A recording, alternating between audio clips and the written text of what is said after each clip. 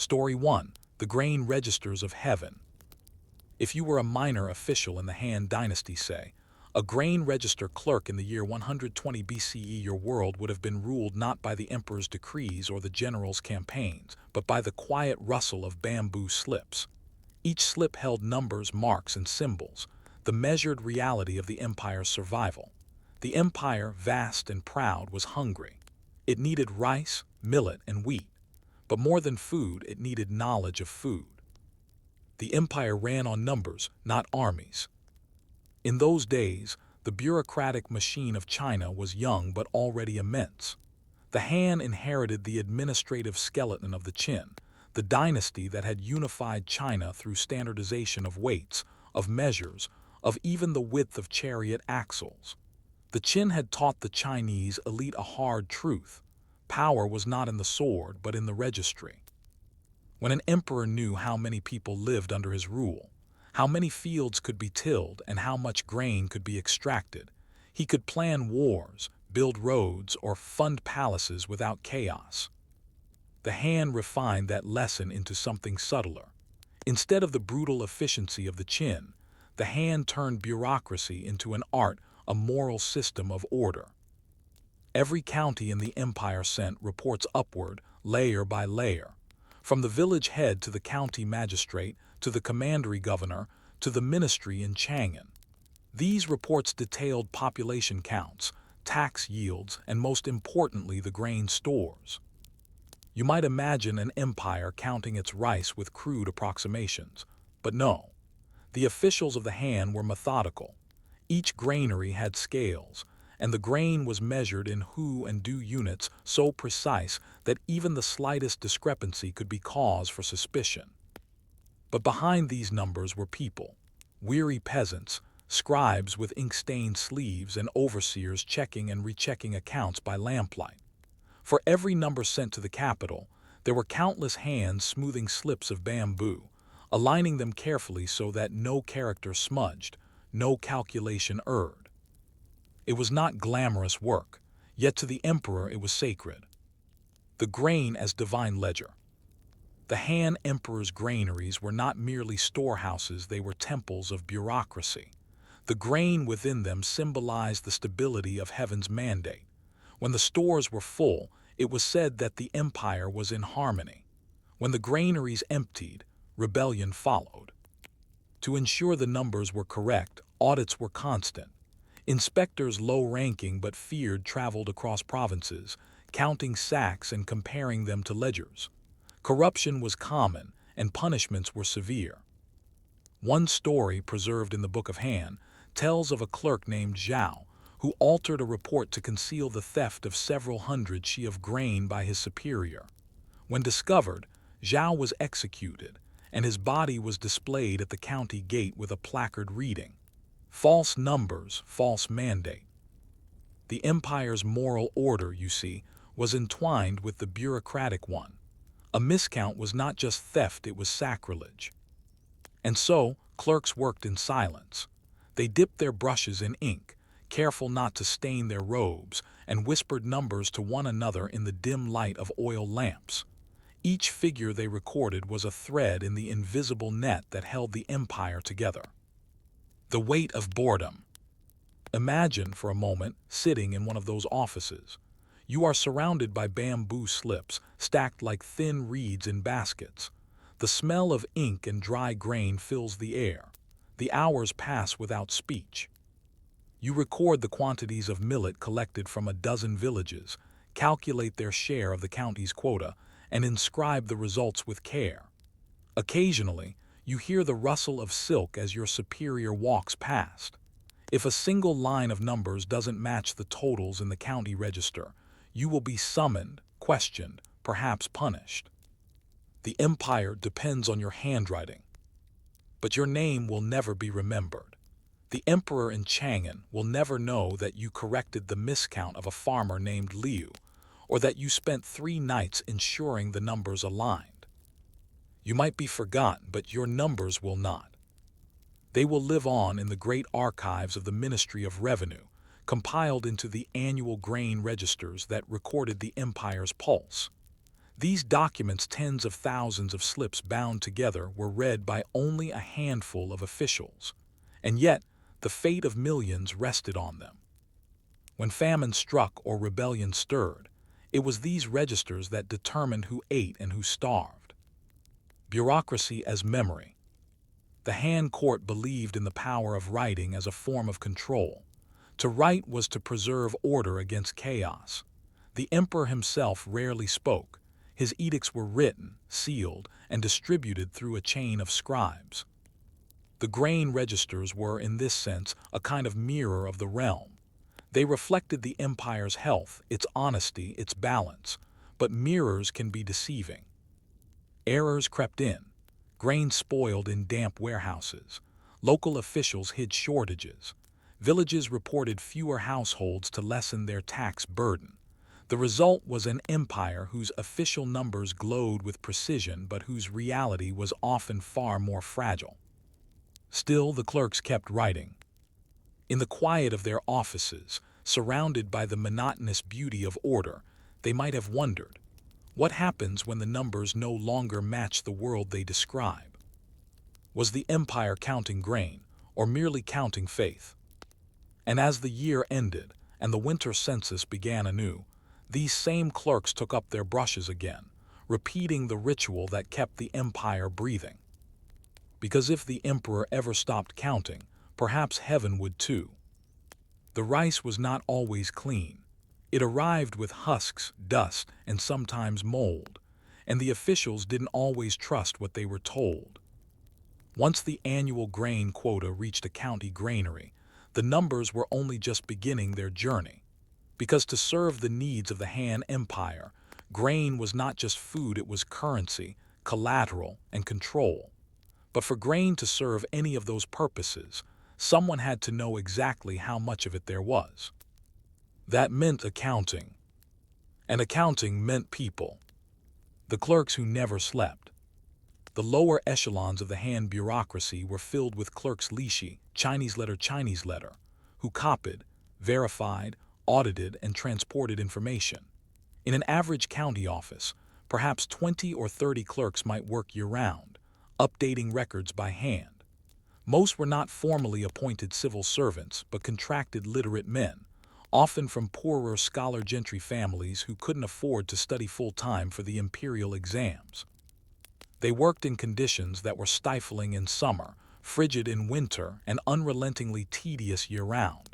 They recorded the exact weight of every tax shipment received, the origin village, the estimated yield, and the assigned tribute, the storage location of the grain within the granary, which pile, which level, which bin. The condition of the grain, was it suitable for long-term storage, or designated for emergency release? These details were not written on paper, which was still an expensive novelty. Instead, they were scratched onto narrow bamboo slips, bound with twine into bundles. Each bundle might record the contents of a single cartload. Thousands of such bundles were transported to commandery and provincial archives, sometimes by mule train, other times by human porters. One mislabeled bundle could mean a misdirected shipment, which could lead to a famine in one region and oversupply in another. There were no margin errors in Han accounting. Fraud in its forms. Naturally, in such a tightly controlled system, corruption was not only possible, it was almost expected. Local magistrates, facing pressure to meet quotas and show surplus, often worked hand in glove with senior clerks to adjust the numbers. These adjustments had names. Watered grain sacks filled with wet rice to make up weight. Ghost households, villages inflated their household numbers to hide shortages. Late adjustments, changes made to the ledgers after audits had passed. Sometimes these frauds were obvious but ignored. Other times, they were uncovered often months or years later by surprise inspections from central authorities. When discovered, the punishment was typically swift and public. Yet the system did not collapse. Why? Because even a corrupt number was still a number. The machinery kept moving. The hand understood something modern bureaucracies know well. Systems that pretend to be perfect do not need to be perfect, they only need to function better than the chaos they replaced. Storage, the architecture of trust. The granaries themselves were marvels of boring engineering. Built on elevated stone platforms with ventilated walls, they were designed to keep moisture and rodents at bay. Each storage unit had a designated official known as a kangxi, Chinese letter, literally, warehouse envoy, who managed the physical grain in tandem with the record keepers. Their responsibilities included rotating older grain to the top for use, reporting spoilage with an incentive to underreport it, verifying weight each time a sack entered or exited storage. Some storage locations were so secure that only a double key system could open them, one held by the kangxi, the other by a representative from the county magistrate's office. Every action was logged on slips and countersigned by at least 2 witnesses. This was trust built into wood and ink. But even the most secure system had its cracks. When floods hit the lower Yellow River Basin in 111 BCE, dozens of local granaries were destroyed. Thousands of tons of rice washed away. Yet months later, reports sent to the capital still listed satisfactory stores. Why? Because the bureaucratic momentum was too strong to reverse. The reports had already been copied, sent, archived. To admit error would have meant reopening the entire chain of registers. So the empire pretended the grain still existed. Transport and tribute. Once the grain had been counted, recorded, and stored, it did not sit idle. Much of it was moved slowly, strategically through networks of rivers, canals, and mountain passes. This was particularly true for surplus grain collected from more fertile regions like the Yangtze Basin, which was often transported northward to supply the capital or frontier garrisons. The logistics were staggering. Barges transported grain along the Yellow River, with exact tallies at each port. Grain convoys were accompanied by record clerks and security detachments. Each checkpoint required new slips, new seals, and updated ledgers. Grain was not moved casually. It was a performance of state power. The arrival of a convoy in Chang'an was not just a delivery, it was a statement. The emperor can feed his people. In one famous case, the delivery of 500,000 shi of rice was delayed for 2 months by a collapsed canal lock near Luoyang. The grain sat spoiling in barges. Dozens of officials were demoted or reassigned in disgrace. The problem wasn't just the lost food, it was the breach in the illusion of total control. Grain as social policy. What made the grain system more than mere logistics was its connection to morality. In Confucian governance, the well-being of the people was the first duty of the ruler. To let them starve was to forfeit the mandate of heaven. As such, the grain registers were not just economic, they were ethical.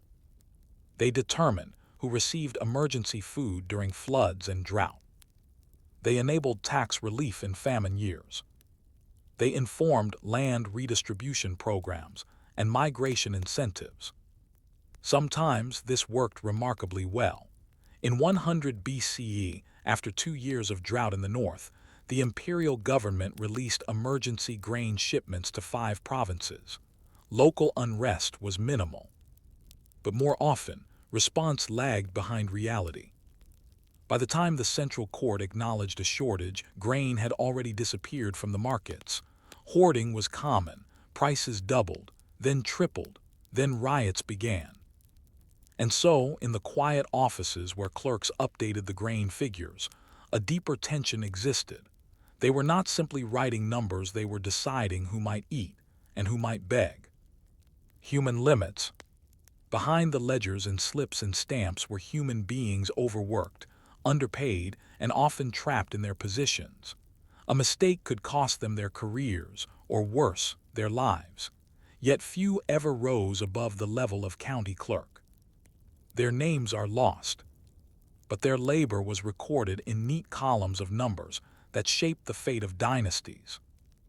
We often speak of emperors and generals, rebellions and wars. But the Han survived not because of armies, but because of these men sitting at their low desks, rubbing tired eyes, whispering figures into the night. They built an empire of ink. But one question always haunted their work. What happens when the numbers lie, but the empire believes them anyway? The Han dynasty, by the turn of the 1st century CE, had developed one of the most advanced bureaucratic systems in the world, rooted in numbers, rice, ink, and silence. But as with all systems built on precision, it contained the seeds of its own fragility. For decades, the empire thrived on grain counts. Whole provinces functioned like machines, planting, collecting, recording, and moving the harvest in rhythm with the imperial calendar. Yet, behind the smooth surface, the system was showing signs of wear. Too much depended on the appearance of order. And order, as the Han learned, could be faked. The disaster of 11 CE. The court of Emperor Wang Mang, the usurper who briefly interrupted the Han line with the Xin dynasty, 923 CE, was obsessed with control. Wang Mang viewed the grain register system not only as an economic engine, but as a tool for social engineering. He introduced sweeping reforms. Universal land redistribution, tied to new household quotas. Centralized grain pricing based on estimated yield, not market value. Mass audits of county grain reports, with criminal penalties for inaccuracy. In theory, this would ensure fairness. In reality, it choked the system. Officials began falsifying numbers more aggressively, not out of greed, but from fear. Better to report a full granary than risk a charge of incompetence. When inspectors arrived, the sacks were restuffed, the weight stones tampered with, the slips rewritten overnight. Meanwhile, a flood along the Yellow River in 11 CE wiped out vast farmlands. Millions were displaced, and yet court registers continued to report surplus. Wang Mang, trusting his ledgers, delayed aid. It was a fatal mistake. Starving peasants rebelled. The Red Eyebrow Uprising, named for the rebels' symbolic painted brows, spread across the countryside. Their targets were not just garrisons, but county offices, granaries, and officials. The empire's paper machinery became a symbol of neglect. By 23 CE, the Xin dynasty collapsed. The Han was restored, but the cracks in the system were laid bare. Clerks in crisis. What happens to a bureaucrat during collapse? In the restored Han court's internal accounts, there are reports of clerks who burned their own ledgers before fleeing advancing rebel armies. Not to destroy secrets, but to erase errors lest they be punished if the rebels failed and the court returned. In one preserved case, a scribe named Tian wrote in the margin of a grain registry, "The numbers are no longer true, the fields are empty, the carts do not arrive, but we write them anyway, for there is no place to write the truth." It's a chilling note, because by this time the bureaucracy had become self-referential. It recorded not what was, but what should have been. Clerks were no longer observers of reality. They were keepers of a fiction necessary to keep the court believing in its own control. Reforms, routines, and relapses. Following the restoration of the Han under Emperor Guangwu, R. 2557 CE, efforts were made to repair the bureaucratic trust. Reforms focused on 3 areas. Simplification of registers, reducing duplication in accounting systems. Improved inspection protocols, rotation of auditors from outside provinces. Localized emergency granaries, giving counties more control during disasters. These helped for a time, but the fundamental challenge remained. The further information had to travel, the more distorted it became. A single incorrect count at the village level could ripple upward unchecked, multiplied and echoed through the commandery and into the imperial capital. To address this, Emperor He of Han, R. 88-105 CE, ordered the creation of a central cross-referencing office, a kind of data verification bureau. Its job was to compare population data, harvest yields, and grain records for inconsistencies. It operated quietly, with no direct administrative power, but its reports were sent directly to the emperor. It was perhaps the first primitive attempt at internal audit in Chinese history. Still, despite all this, the system remained vulnerable. Why? Because the people at its heart, clerks, scribes, magistrates, were human. They grew tired. They feared punishment. They made errors. And they often knew that telling the truth was more dangerous than maintaining the lie. Grain as symbol. Even as the hand bureaucracy developed increasingly detailed methods for managing grain, it became clear that rice was more than food. More than taxation, it was a symbol of the empire itself. This symbolism worked both ways. When an emperor opened the granaries during a famine, he was praised as humane and moral. When he failed to do so, even if the ledgers showed abundance, he was seen as having lost heaven's favor. Thus, grain numbers were not just data. They were ritual. They reassured the capital that the outer provinces were loyal, functioning, and fertile even if they were starving. In this way, the grain registers became a kind of national prayer, an offering to the illusion of control. Echoes in the dust. Centuries later, when archaeologists excavated the ruins of Han-era government buildings at sites like Juyin and Dunhuang in the far west, they found bundles of bamboo slips buried under layers of sand. Many were grain reports. Others were requisitions for food, appeals for aid, or audits of missing supplies. One slip dated to 17 CE reads, "Requested 2 measures of rice for the clerk Wen, whose quota was lost to rats.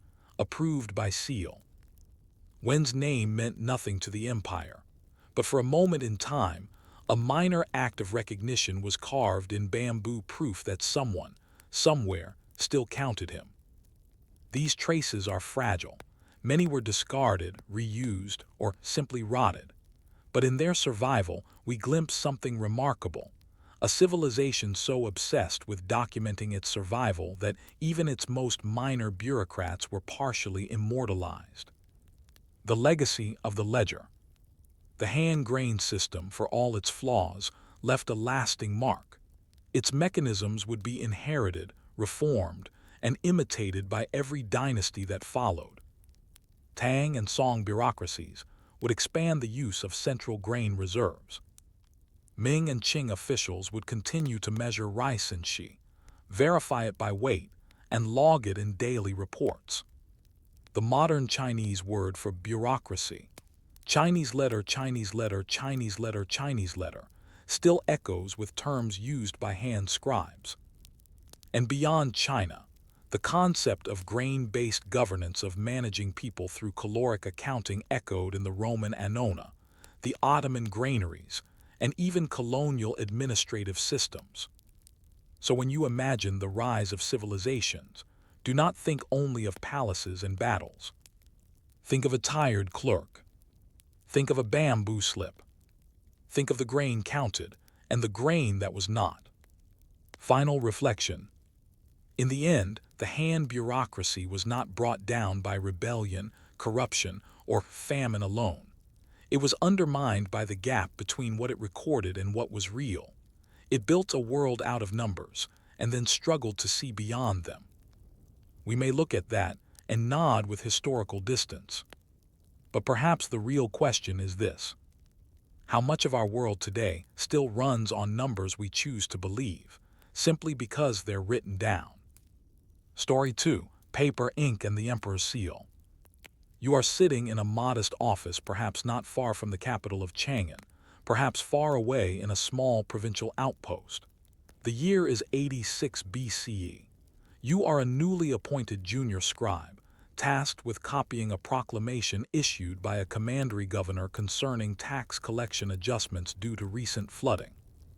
The proclamation is not spoken aloud. It is not delivered in person. Instead, it arrives to you in the form of writing long, rigid bamboo slips bound by twine, each one carefully inked with hundreds of fine characters. You read it slowly. You do not question it. You dip your brush in thick, black ink and begin to copy. This act of transcription is government. It is not the emperor's face, not the magistrate's voice, not even the laws themselves. It is the ink. It is the character. It is the permanence of paper. The world before bureaucratic writing.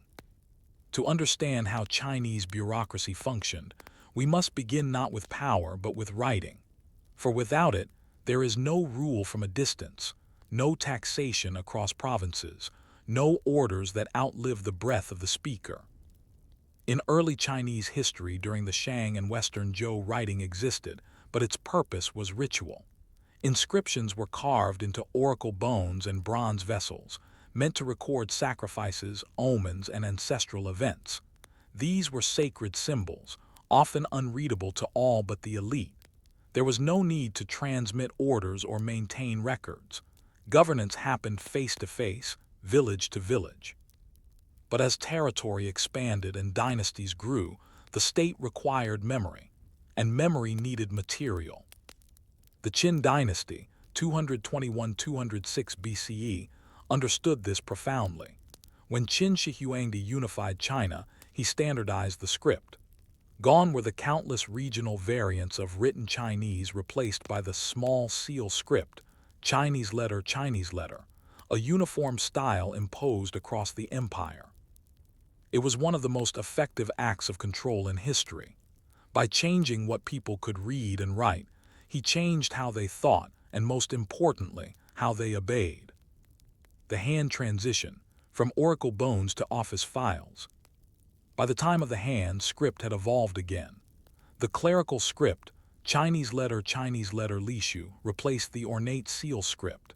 This was simpler, quicker to write, and better suited for documents and ledgers.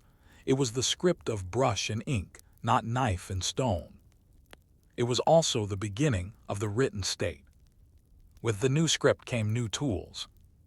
Brushes made from rabbit or goat hair, bound to bamboo handles. Ink, thickened pine soot mixed with water and gelatin. Surfaces, which shifted from cumbersome bamboo slips to early forms of paper and silk. These were not tools of artistry, they were tools of administration. The shift from seal script to clerical script wasn't just aesthetic, it reflected a deeper bureaucratic change. The writing of orders, reports, and edicts not for ceremonial display but for routine use. Documents now had margins, headers, line breaks. They had formats. A scribe could now write a tax assessment, fold it neatly, seal it, and send it to a provincial office. The official there would read it, make a copy, and record the order in a register. This was not literature. It was life, organized, monitored, and archived. Language as control. With this explosion of writing came the need for standardization, not just of script, but of vocabulary. Bureaucratic Chinese began to emerge as its own register, dense, impersonal, formulaic. A simple message might read, "Respectfully received by this office on the 5th day of the 8th month. The grain levy is calculated per prior year's precedent. Households are instructed to submit accordingly. Seal affixed." Each line mattered. Each word had a fixed meaning. Ambiguity was dangerous. There were words for everything. Shangzu Chinese letter, to memorialize upwards. Ling Chinese letter, an order issued. Jishu Chinese letter, an internal instruction. Jiaoling Chinese letter, an imperial edict sealed. These were more than mere terms.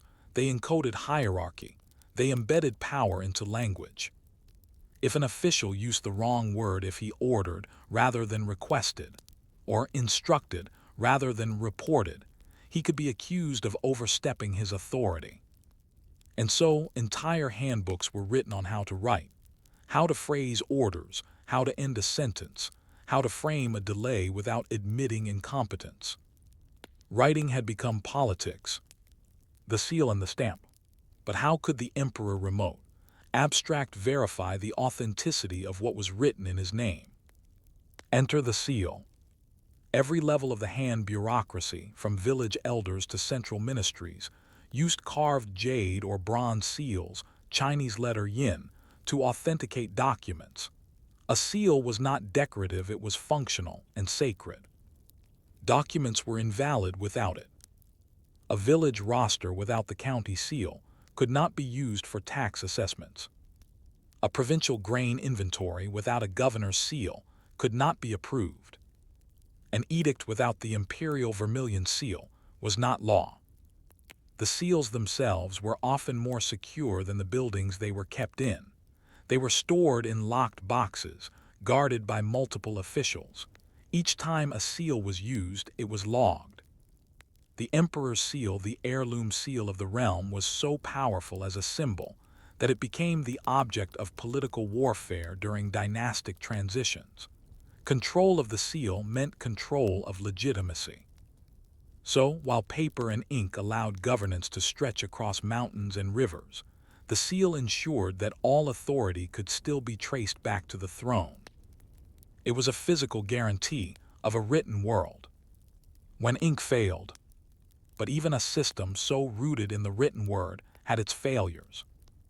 In the year 53 BCE, a commandery official named Liu Yu reported to the court that several documents bearing the county seal had been forged in silence. His investigation found that a local scribe, angered by a pay dispute, had secretly carved a duplicate of the seal and had issued dozens of false tax exemptions to local elites. The matter exploded. Dozens were implicated.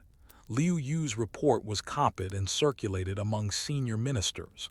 A copy still survives today, etched into stone as a cautionary tale. But it was more than a story of fraud. It revealed a flaw at the heart of the system. When everything depends on writing and symbols, a counterfeit line of ink can move armies. The emperor's orders were no longer his words, but representations of them. In that gap between symbol and speaker, power could be stolen, altered, or lost. A written empire. And yet, despite these risks, the hand leaned ever deeper into writing. Ministries expanded their archives. Scribal schools were established. Officials were promoted not for martial valor but for calligraphic clarity.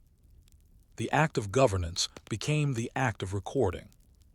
By the late Western hand, the central court had tens of thousands of slips, scrolls, and folded documents stored in pigeonhole shelves within archives.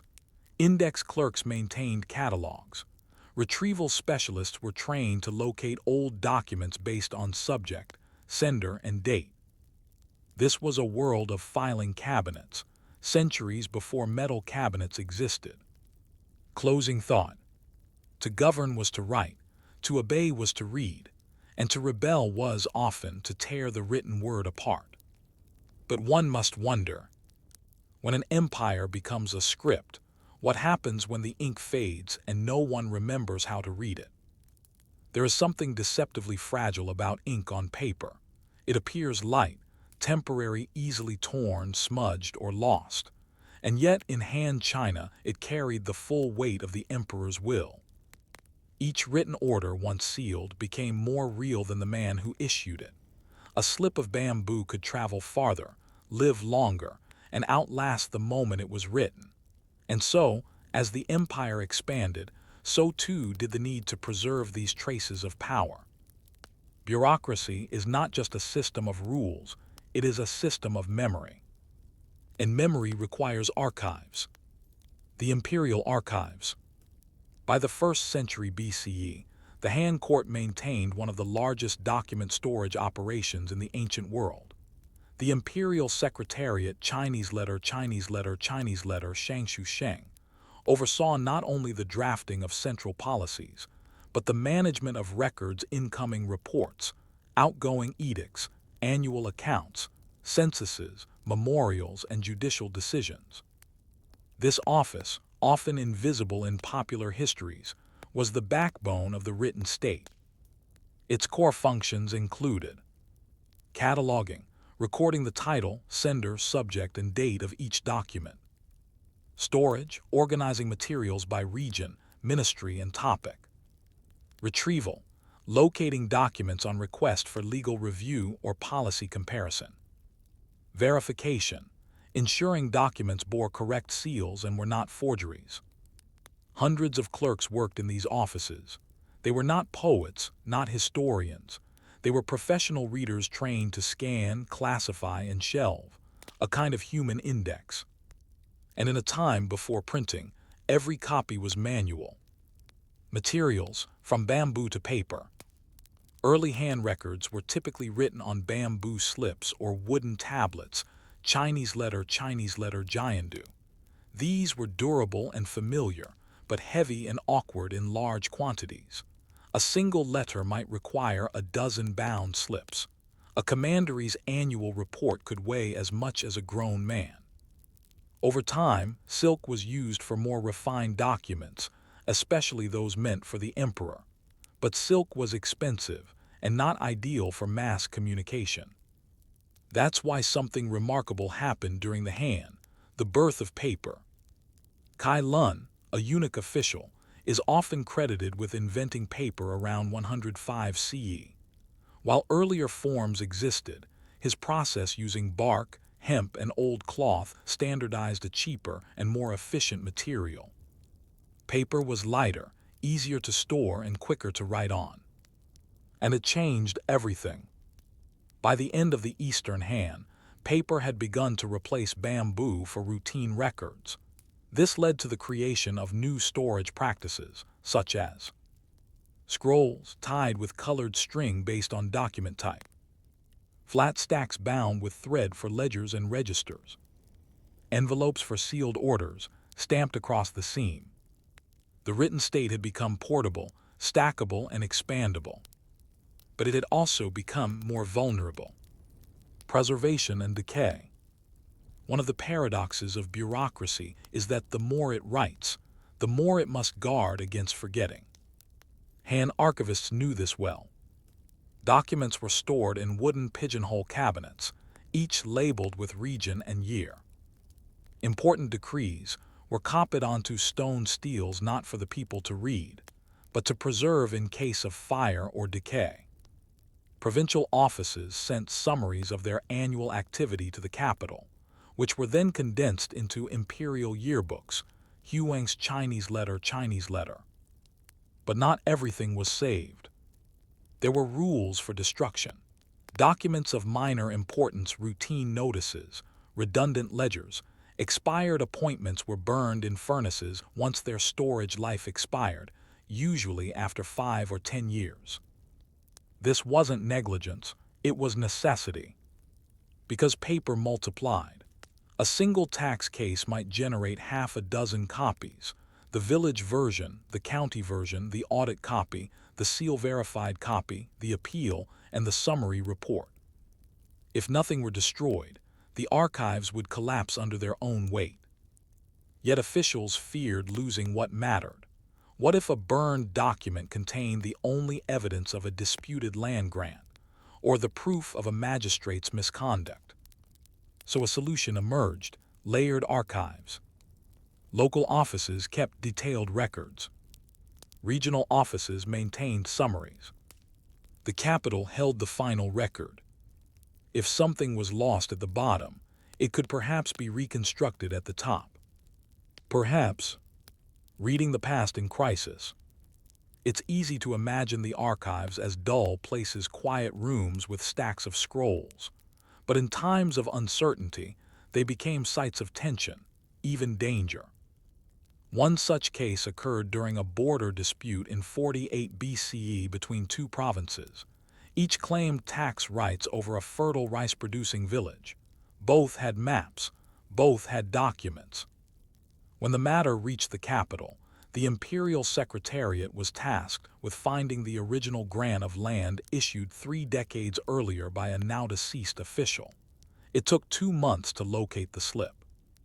When they found it, it was cracked, stained, and barely legible, but it bore the correct seal. That slip settled the dispute. The decision caused riots in the losing province. crops were burned, the magistrate was nearly assassinated, all over an old piece of wood. Because sometimes, a single sentence written long ago could still change lives. Errors in ink. Of course, not all documents were accurate. Clerks made mistakes. Some were harmless misspellings, date confusion, improper honorifics, but others could have consequences.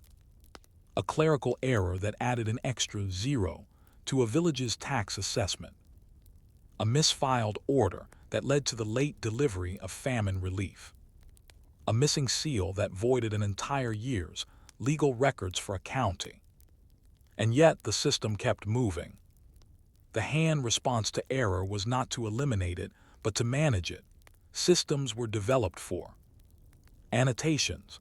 Clerks could write brief explanations next to numbers or names. Corrections. New copies could be issued with red seals indicating amended document. Marginalia. Some slips contain quiet commentary, evidence of a living bureaucracy reflecting on itself. These responses show a system both fragile and resilient, human enough to make mistakes, structured enough to survive them. The fear of forgetting. For all their efforts, Han officials knew that memory was imperfect. Fires, floods, mold, insects all could erase the empire's paper skin. And so, in moments of crisis, writing itself became sacred. During rebellions or border invasions, the first task was often to protect the archives. Officials would order bundles sealed in clay jars, buried in hidden chambers, or carted out under military escort. One minister, fearing the approach of enemy troops, reportedly burned an entire warehouse of files so that, if he were killed, no one could alter the records to blame him. That act destruction as protection tells us something haunting. In the end, it wasn't the paper that mattered. It was the trust in the paper. Closing thought.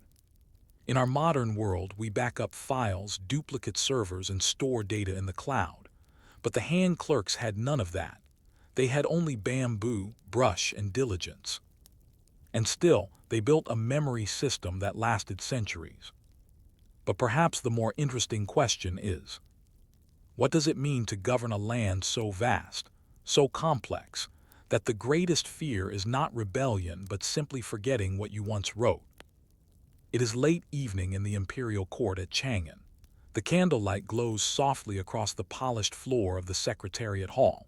On the far end of the chamber, a scribe dips his brush into ink one final time. With measured calm, he inscribes the emperor's decree onto a fine sheet of hemp paper. His brush moves slowly, reverently. The words are not his, but they flow through his hand. He finishes with the name of the emperor and folds the sheet. Moments later, a red wax seal is pressed upon the closure. And just like that, the empire has moved. The performance of authority. To rule by writing is not simply to communicate. It is to enact authority, to perform it through repetition, format, and ritual. In Han China, each official communication was a kind of small ceremony, an assertion that the writer held the right to speak and the receiver the obligation to obey.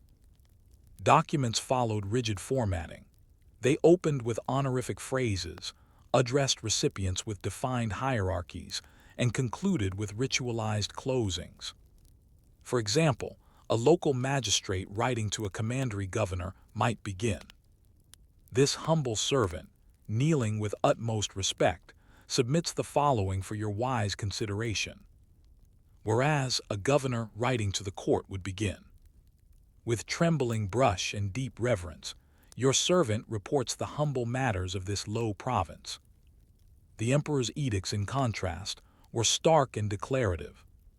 "Let it be known to all under heaven, the following is decreed." These forms were not optional. They reflected an internal map of power, signaling who was allowed to say what and how. Any deviation could be seen as a sign of arrogance or ignorance. Writing was status, and status was visible in ink. The literacy of government. Who could write? Not everyone. While literacy in Han society was higher than many contemporaneous civilizations, it was still limited to a minority, primarily the sons of the gentry, merchants, and officials. To be literate was not just to know characters, it was to know how to use them properly. This is why scribes and secretaries were so critical.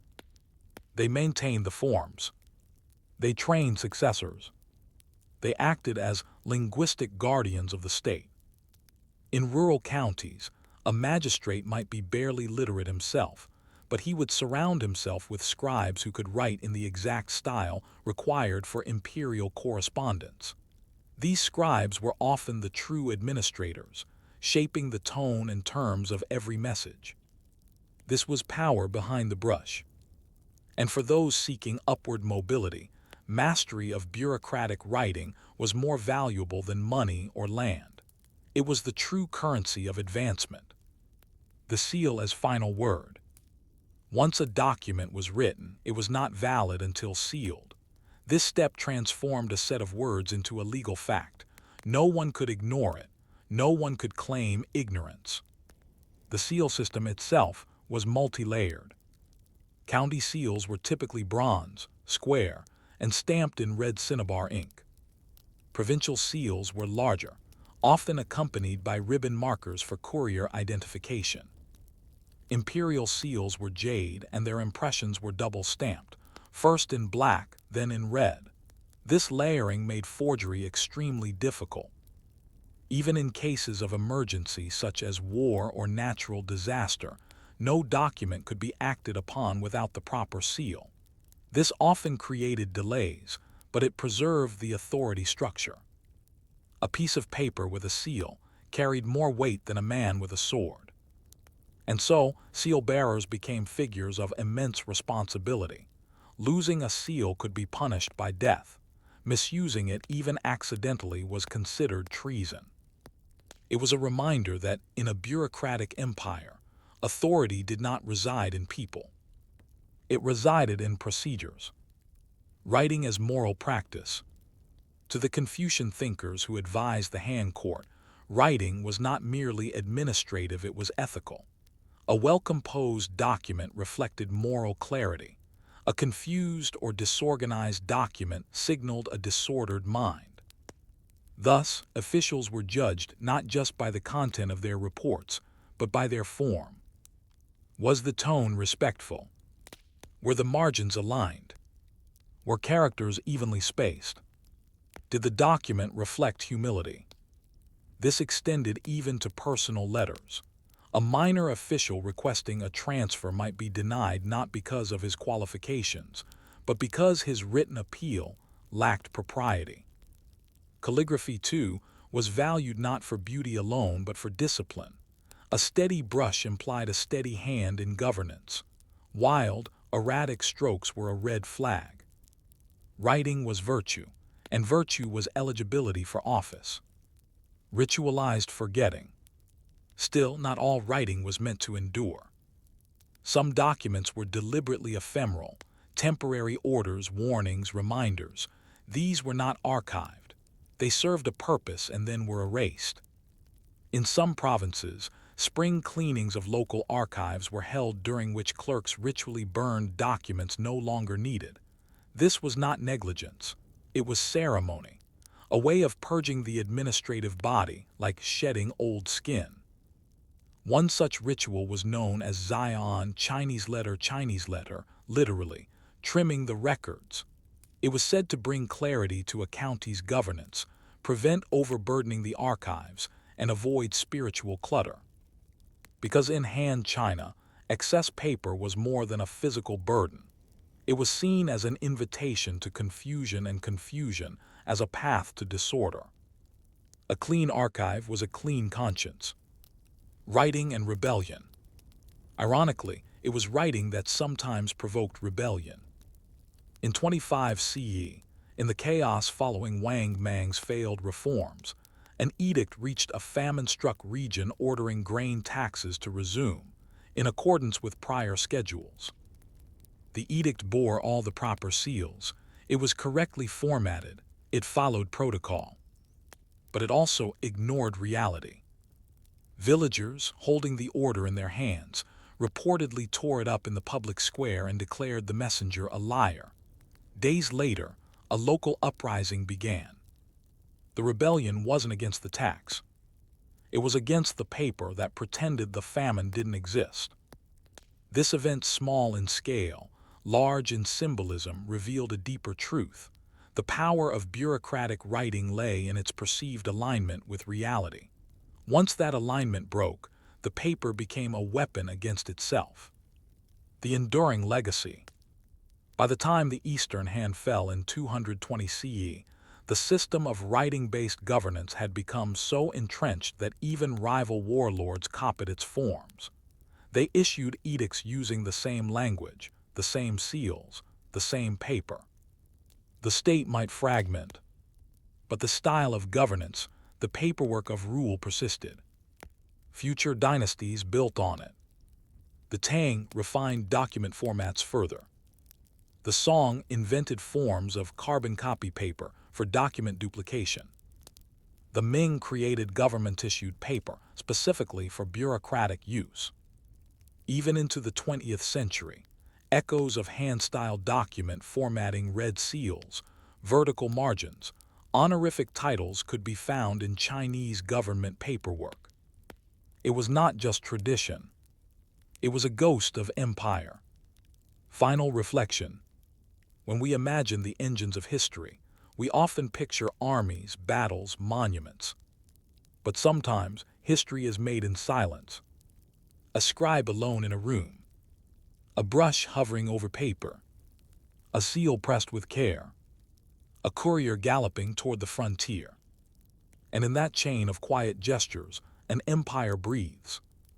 So the next time you sign a form, seal a document, or fill out a line on a bureaucratic report, ask yourself, is this just paperwork, or am I participating in a ritual older than memory, more enduring than stone?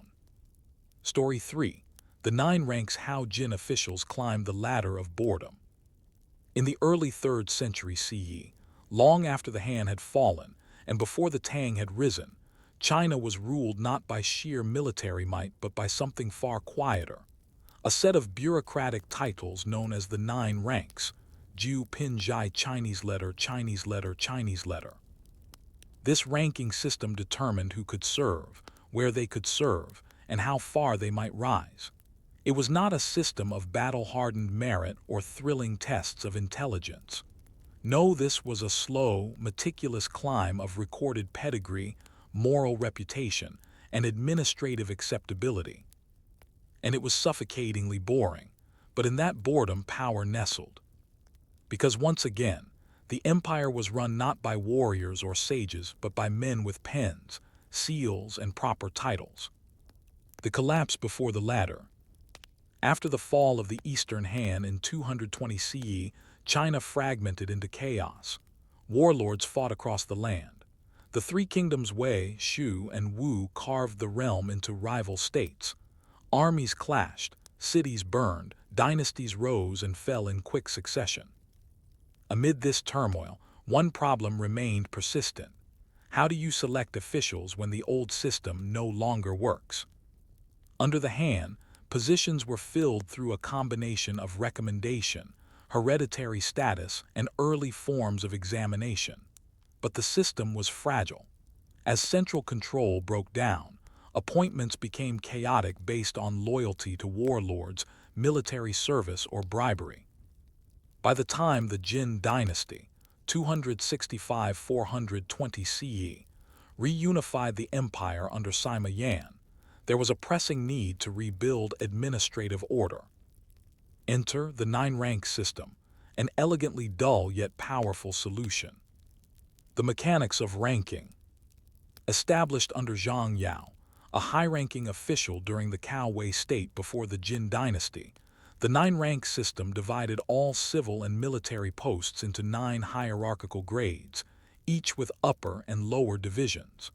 That made a total of 18 tiers. These weren't job descriptions in the modern sense. They were more like social coordinates, precise markers of where you stood within the bureaucratic cosmos. Each rank determined salary in grain or coin, office location, central court versus rural province, access to elite families, eligibility for promotion or prestigious post. The ranks were numbered as follows. Upper first rank, Chinese letter, Chinese letter, Chinese letter, the highest level of court minister. Lower first rank, Chinese letter, Chinese letter, Chinese letter. Upper second rank, Chinese letter, Chinese letter, Chinese letter. Lower ninth rank, Chinese letter, Chinese letter, Chinese letter, local scribes, tax clerks, messengers. Most officials would never rise above the fifth or sixth rank. The top three ranks were reserved for the few powerful aristocrats from elite lineages. It was a ceiling few dared to challenge. The role of the talent scouter. But how were people assigned their rank? Not through tests, not through written applications. Instead, through the Zhengzheng official, Chinese letter, Chinese letter, Chinese letter, a kind of imperial talent scout. Every commandery had one. His job was to observe, assess, and assign a ranking label to every educated man of bureaucratic potential. This assessment wasn't just about ability. It was deeply rooted in family background, moral conduct, reputation, and speech style. These were subjective measures, informed by gossip, clan alliances, and tradition. It was, in short, bureaucratic matchmaking. Once labeled, a man would be appointed to a post that matched his rank. Promotions happened, but only within reason. To jump ranks without justification was frowned upon or punished. The system became a loop. Families known for high rank produced sons with high rank, who produced more high-rank descendants, like a bureaucratic aristocracy. But underneath this layer of elite repetition, thousands of low-rank officials quietly ran the empire. What did a rank mean in daily life? Suppose you were assigned lower 7th rank. You would likely be posted to a small county. Your salary might consist of 30 dan of grain per year, a small stipend in cloth or salt, occasional bonuses if you submitted accurate tax records. You wore official robes but of a dull color. Your carriage, if permitted, would lack ornamentation. Your seal was basic. Your script had to be perfect. You could not attend elite court banquets. You could not marry into upper-tier bureaucratic families. You would be required to bow to men of 6th rank and above even if they were younger. And yet in the endless quiet of the countryside, you held real power. You oversaw the harvest quotas. You reported births and deaths.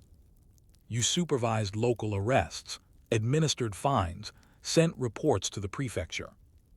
No one outside your province would know your name. But the gears of government turned because of you. The invisibility of the middle. Between the glamour of the top ranks and the drudgery of the lowest sat the middle-ranking officials, those in the 5th to 7th ranks. These were the true backbone of the Jin bureaucracy. They processed tax records, maintained regional archives, managed road maintenance and courier posts, investigated minor crimes, mediated land disputes, supervised temple maintenance. They often worked 12 to 14-hour days, especially during the 3 busy months. The spring census, the autumn harvest report, and the winter budget drafts. Mistakes were not forgiven. A miscalculated land measurement could lead to shortages. A delayed report could result in dismissal. But there was no glory in this work. No poems were written about the clerk who resolved a timber shipment discrepancy.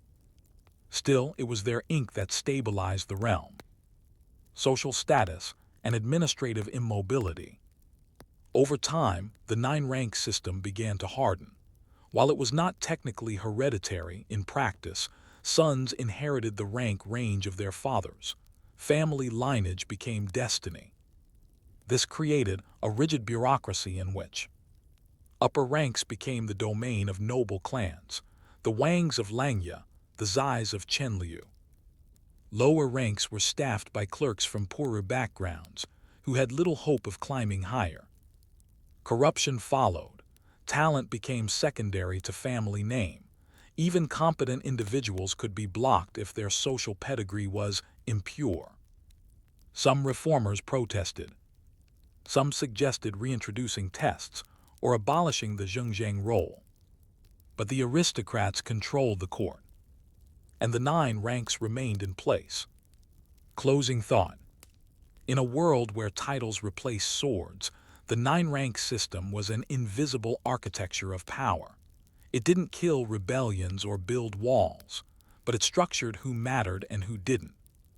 So the next time you see a government title, a job classification, or an institutional ranking, consider: is this a measure of merit or merely a record of where you were born? A dusty road winds through the foothills of the Jiangnan Mountains. A procession of modest carriages rolls slowly along it, their passengers dressed in quiet elegance, gray robes, low hats, the discreet signs of mid-tier bureaucrats. They are not generals or governors, yet the people in the roadside villages step aside and bow, not out of fear, but out of long-ingrained habit. These are men of rank, not high, not low, but ranked all the same. Their names may not appear in court poetry, but they are known. They are recognized, and that recognition matters more than anything. In the world of Jin dynasty governance, your career began not with your education, your test scores, or your ideas. It began with your last name. Bureaucracy by bloodline. The 9-rank system was built on evaluation, but by the 4th century, evaluation had become inheritance. The role of the zhengzheng official tasked with assessing candidates for government office had quietly shifted from neutral talent scout to loyal clan affiliate. The zhengzheng themselves often came from powerful families, and unsurprisingly, they ranked those from similar backgrounds more favorably. Thus, a 2-tiered bureaucracy emerged. Shizu, Chinese letter, the noble bureaucratic families. Long pedigrees, marriage ties, and high historical rankings.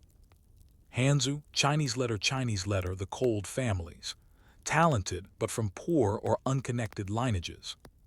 To be Shizu meant your family had been ranked high by previous zhengzheng officers, often for generations. You were expected to hold office. Your birth was its own qualification. To be Hanzu meant you had to fight for every advancement. And even if your records were flawless, a zhengzheng official might still record you as low 9th rank out of caution or quiet disdain. The bureaucracy, you see, had become a social ledger. And that ledger was very hard to edit. The unseen network, marriages and rankings. Marriage became a powerful bureaucratic tool. Elite families arranged matches not for love, nor even for wealth, but for rank reinforcement. If a 6th-rank family married into a 4th-rank lineage, they might receive a more favorable assessment at the next provincial review. If a son of a local magistrate married a woman from a powerful, recognized family, his rank might be upgraded 2 steps overnight. And so documents multiplied. Family trees, annotated with positions and offices held. Copies of marriage certificates and dowry lists, used to support claims of pedigree. Correspondence between regional zhengzheng officials, comparing notes on families like appraisers inspecting gemstones. It wasn't just nepotism, it was institutionalized prestige tracking. The central court rarely intervened. After all, the system functioned. Reports arrived, taxes were collected, villages were administered. What difference did it make if everyone hired their cousin? The language of praise. Zhengzheng evaluations were written in a specific bureaucratic style. They were brief, coded, and revealing. Here are some examples from surviving sources. Of proper bearing from a family of service, likely 6th rank. Talented though of unestablished lineage, no higher than 8th rank. Quiet in speech, rigid in conduct, unsuitable for central office, provincial post. of a noble house possessing the demeanor of governance, fourth rank or better. These weren't assessments of ability. They were cultural labels, signals to other officials of how this person would fit into the bureaucracy's carefully tiered environment. A man's fate could be decided by a single phrase. Life on the ladder. Let us imagine two bureaucrats, one Shizu, one Hanzu. Su Liang, son of the Sus of the southeast, ranked as lower fourth rank upon his initial assessment at age 22. He is posted to a mid-sized commandery as an assistant magistrate. Within 5 years, he's promoted to a central post in the Ministry of Rights. Zhou Cheng, son of a poor land clerk in the same province, graduates from a local academy and is assessed at lower 7th rank. He's posted to a remote mountain village to collect taxes. His reports are immaculate, his audits praised. After a decade, he is reassessed this time, still at 7th rank. He writes letters, he petitions. The Zhengzheng in his region replies, "We do not elevate those without roots." Su Liang becomes minister. Zhou Cheng becomes a name in the ledger. This was common, not scandalous, simply expected. The ladder existed, but it was only climbable for those who started near the top. Resistance and the idea of merit. There were critics. In particular, Wang Dao, a powerful Jin minister in the early 4th century, is said to have lamented. There are men of mountain virtue unrecorded because their ancestors lacked position. The court is poorer for their silence. Others, like Chen Qin, called for reforms, standardized methods of assessment, multiple reviews, cross-regional placements to reduce nepotism. But these proposals largely faded.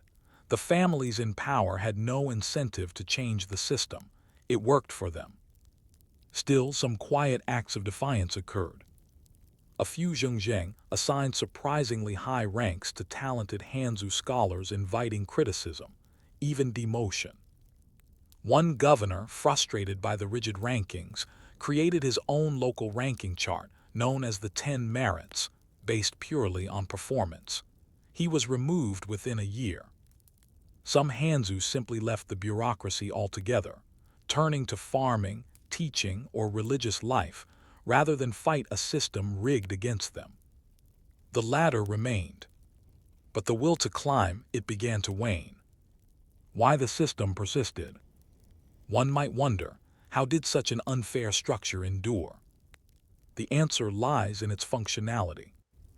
The 9-rank system, distributed power without civil war, gave elite families a reason to support the central government, prevented sudden upstarts from destabilizing local hierarchies, provided a clear roadmap for bureaucratic appointments across vast territories. It was unfair, yes, but predictable, and predictability is the dream of every administrator. Even if that meant that half the empire's capable minds spent their lives copying grain ledgers in backwater counties. Closing thought. The 9 ranks were more than numbers. They were a map of privilege, a bureaucratic inheritance system written in ink and quietly enforced by everyone. But it leaves us wondering. If a system rewards pedigree more than performance, how long can it hold before it forgets how to solve the problems it was built to manage? It is the year 378 CE. A minor rebellion has broken out in the northern province of Bingzhou. Nothing large, just a few hundred farmers, angry over rising taxes and the forced conscription of their sons. A report is filed, passed through local offices, then forwarded to the capital at Jiankang. It is processed by a 6th-rank court official named Shen Min, descended from a long line of bookish bureaucrats. Shen Min is well-mannered. His calligraphy is excellent. His robes are clean. He reads the report and sets it aside. It is not his department. The rebellion grows. This is not a story of failure by accident. It is a story of failure by system. A bureaucracy built to protect itself. By the late Jin dynasty, the 9-rank system had ossified into a self-replicating loop. It no longer served to select the most capable administrators, but rather to preserve the structure of a decaying aristocracy. At court, top positions rotated between a few elite families. Some offices were passed almost like heirlooms from grandfather to grandson, with no examination, no review. Local governance was left to mid and low-ranked clerks, many of whom were underpaid, overworked, and without influence. They filed the paperwork. They sent the warnings, but their concerns rarely reached the top, because status had become a firewall. Unless a message came from someone of first or second rank, it could be ignored, dismissed as noise, filtered by habit. Even when those messages warned of disaster. The crisis of the paper ceiling. Imagine this scene. A seventh-rank official in Yangzhou files an urgent report. Drought has destroyed the wheat harvest. Granaries are empty. People are migrating in large numbers. The report is reviewed by a sixth-rank superior, who notes it but takes no further action. He is wary of forwarding a message from someone ranked beneath him. It might reflect poorly if the issue proves trivial.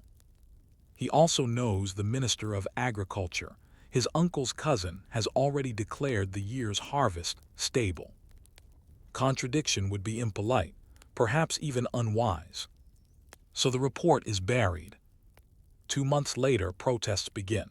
Soon, food riots erupt in neighboring counties. The bureaucracy is not surprised. It had the information. It just refused to act on it. Because in a world where rank defines legitimacy, truth becomes relative to your position. An empire on autopilot. By the late 4th century, the Jin court was flooded with documents. Grain tallies, population counts, flood assessments, personnel files, all filed according to protocol, sealed and sorted in exacting fashion. The system looked healthy, but few documents were ever read with urgency. Most were processed like blood through a clogged artery, slow, methodical, unfeeling. And so, several dangerous trends began to accelerate. Appointments without context.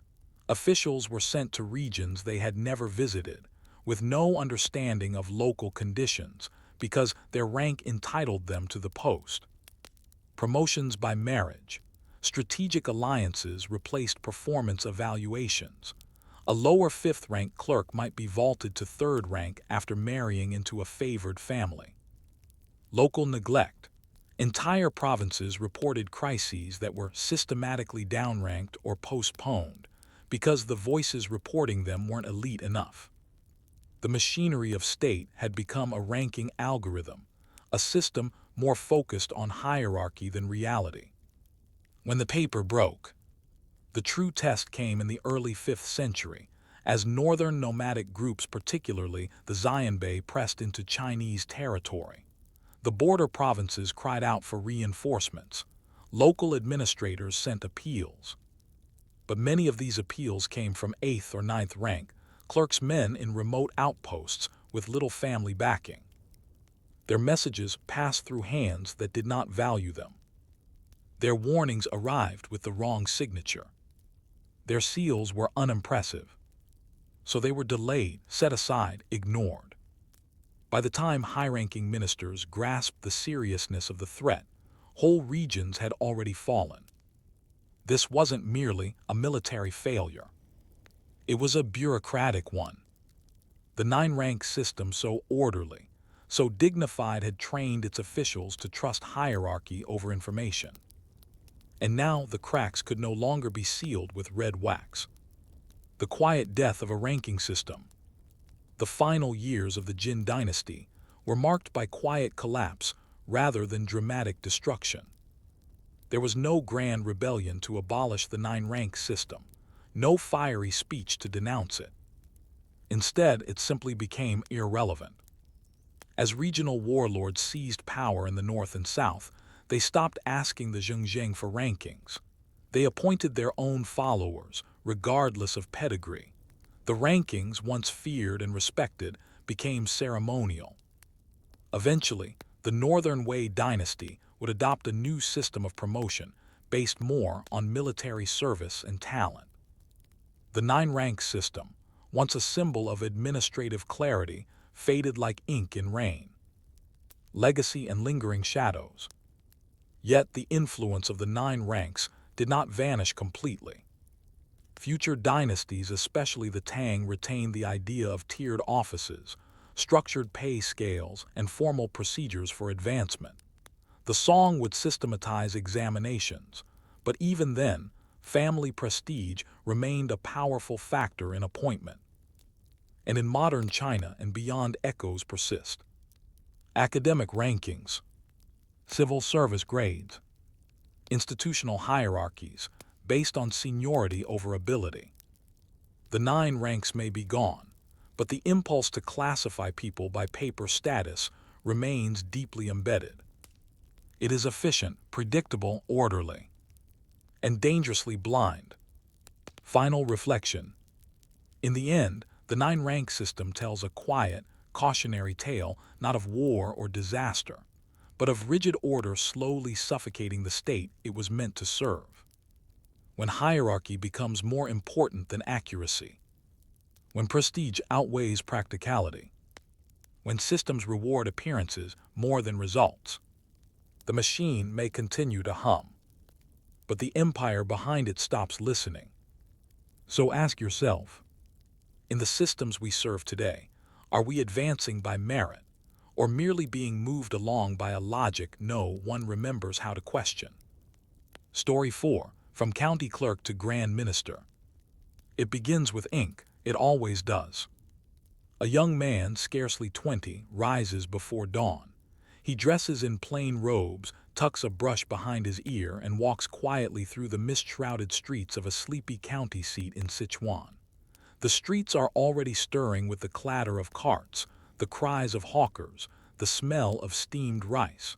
But he is not headed to market. He enters the county yamen, the administrative compound. There, he takes his seat at a low desk and begins to copy. The births registered the day before, the land transfers recorded, the daily weather report. His name will never appear in the scrolls he writes, but he is, in a small way, already shaping the empire. He is a Tang dynasty clerk, a Lishi Chinese letter, at the very bottom of the ladder. And for those like him, literate, diligent, invisible, this is where the long journey toward officialdom begins. The Tang bureaucracy, a refined machine. The Tang dynasty, 618–907 CE, inherited centuries of bureaucratic development. It streamlined and formalized the state apparatus more thoroughly than any dynasty before. It had a well-defined 3 departments and 6 ministries system, a mature civil service examination process, layered government, central, provincial, prefectural, and county levels, standardized legal codes and procedures. It also had thousands of petty officials like our clerk, who formed the undercurrent of this bureaucratic ocean. These men registered births and deaths, recorded taxes paid, tallied corvée labor days served, oversaw minor judicial records, and endlessly copied, every order, appeal, report, and memo that passed through the county. They were not officials in the strict sense. They held no rank, but they were indispensable. They were the paper holders of the Tang. Becoming a clerk, birth and brush. Unlike upper officials who entered through exams or recommendation, most county clerks were hired locally. They came from literate but modest backgrounds, sons of minor landowners, failed exam candidates, or former students with no patron. They were expected to read fluently, write in the correct script and bureaucratic style, understand basic accounting and Confucian rituals, know how to copy a document without error. Training was informal. A boy might shadow an older clerk or learn from an uncle already in service.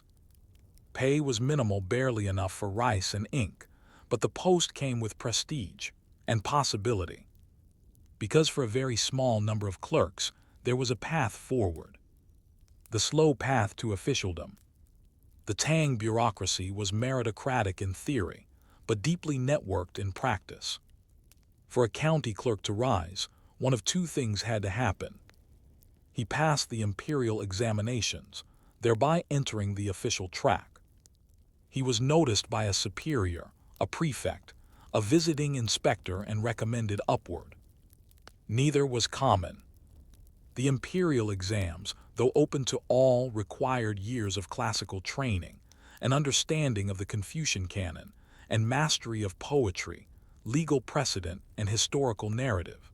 Most clerks simply didn't have the time or the family wealth to study full-time. Being noticed was more likely, but required immense luck and flawless work. A prefect might read a particularly elegant report. A magistrate might rely on a clerk's summaries. An error corrected, a crisis managed, a shipment counted correctly. These small acts could become stepping stones. But more often, clerks remained where they were, slowly aging at their desk. Still, the ladder existed, and that mattered. Life in the yamen.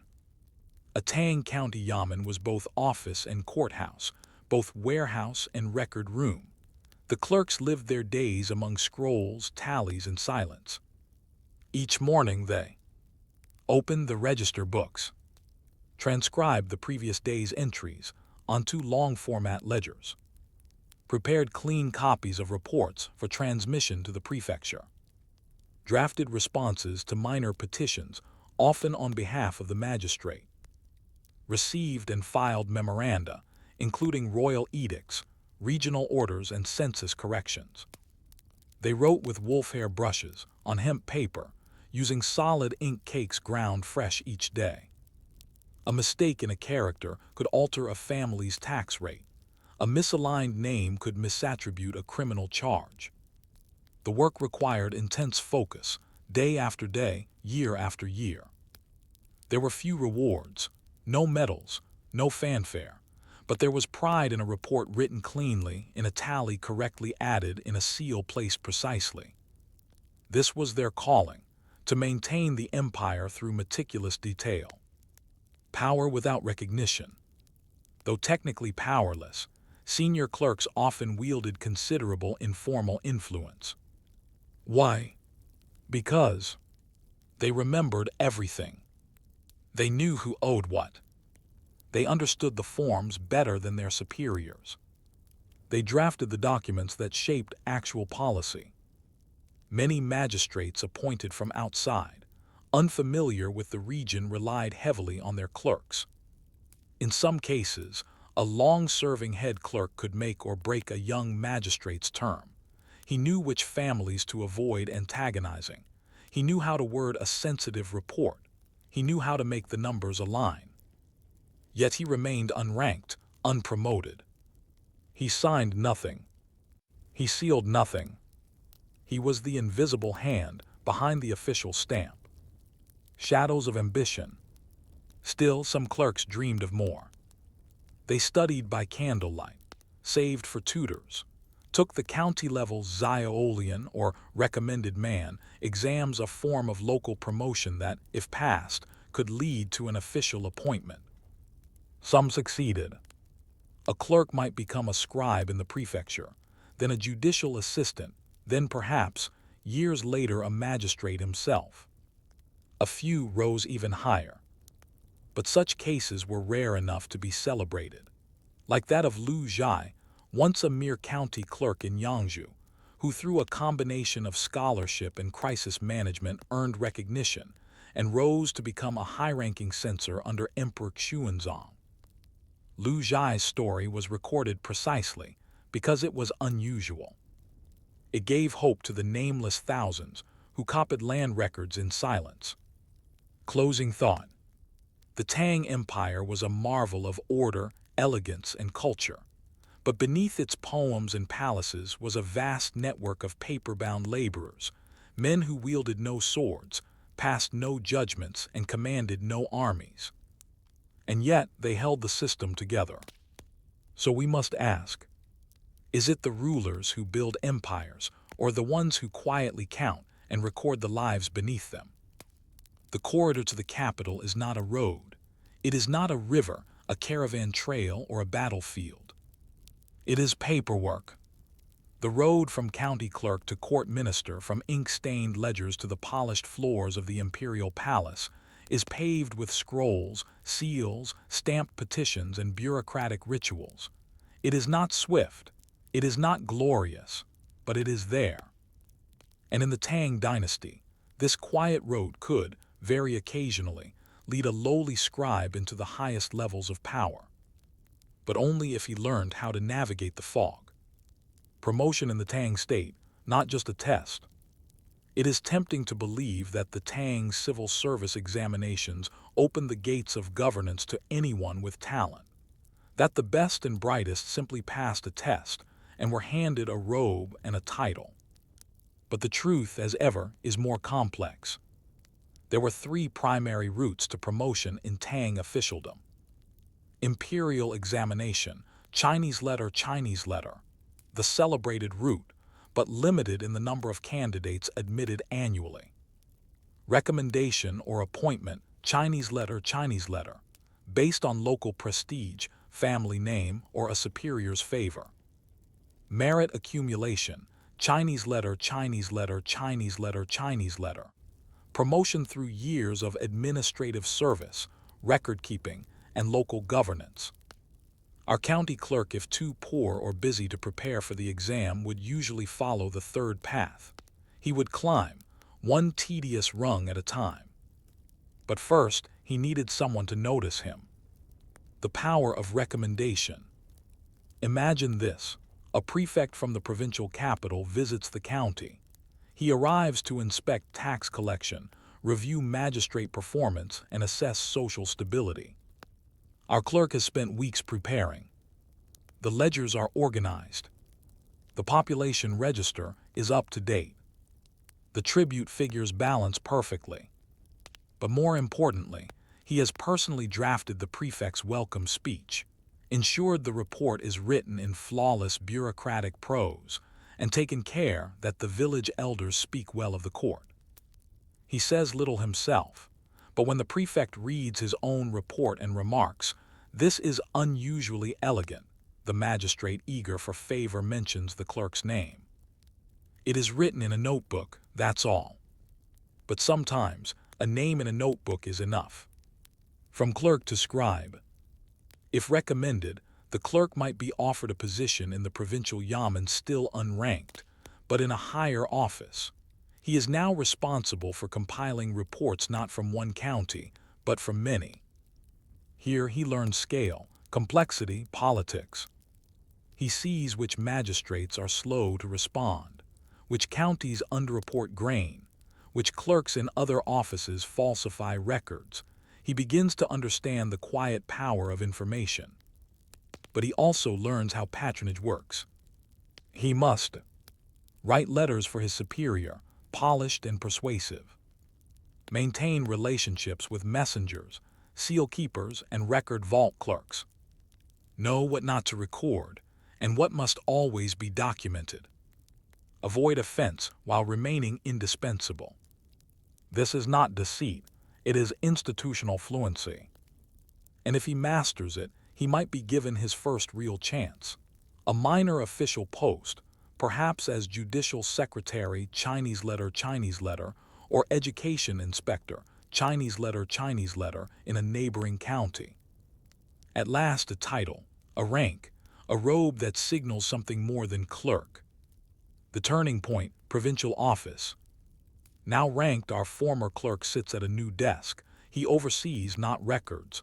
He signs his name. He wears a seal ring. But the bureaucracy is still a web and progress is slow. He must still file annual reports of his own performance. Avoid conflict with local gentry families. Navigate between moral governance and practical compromise.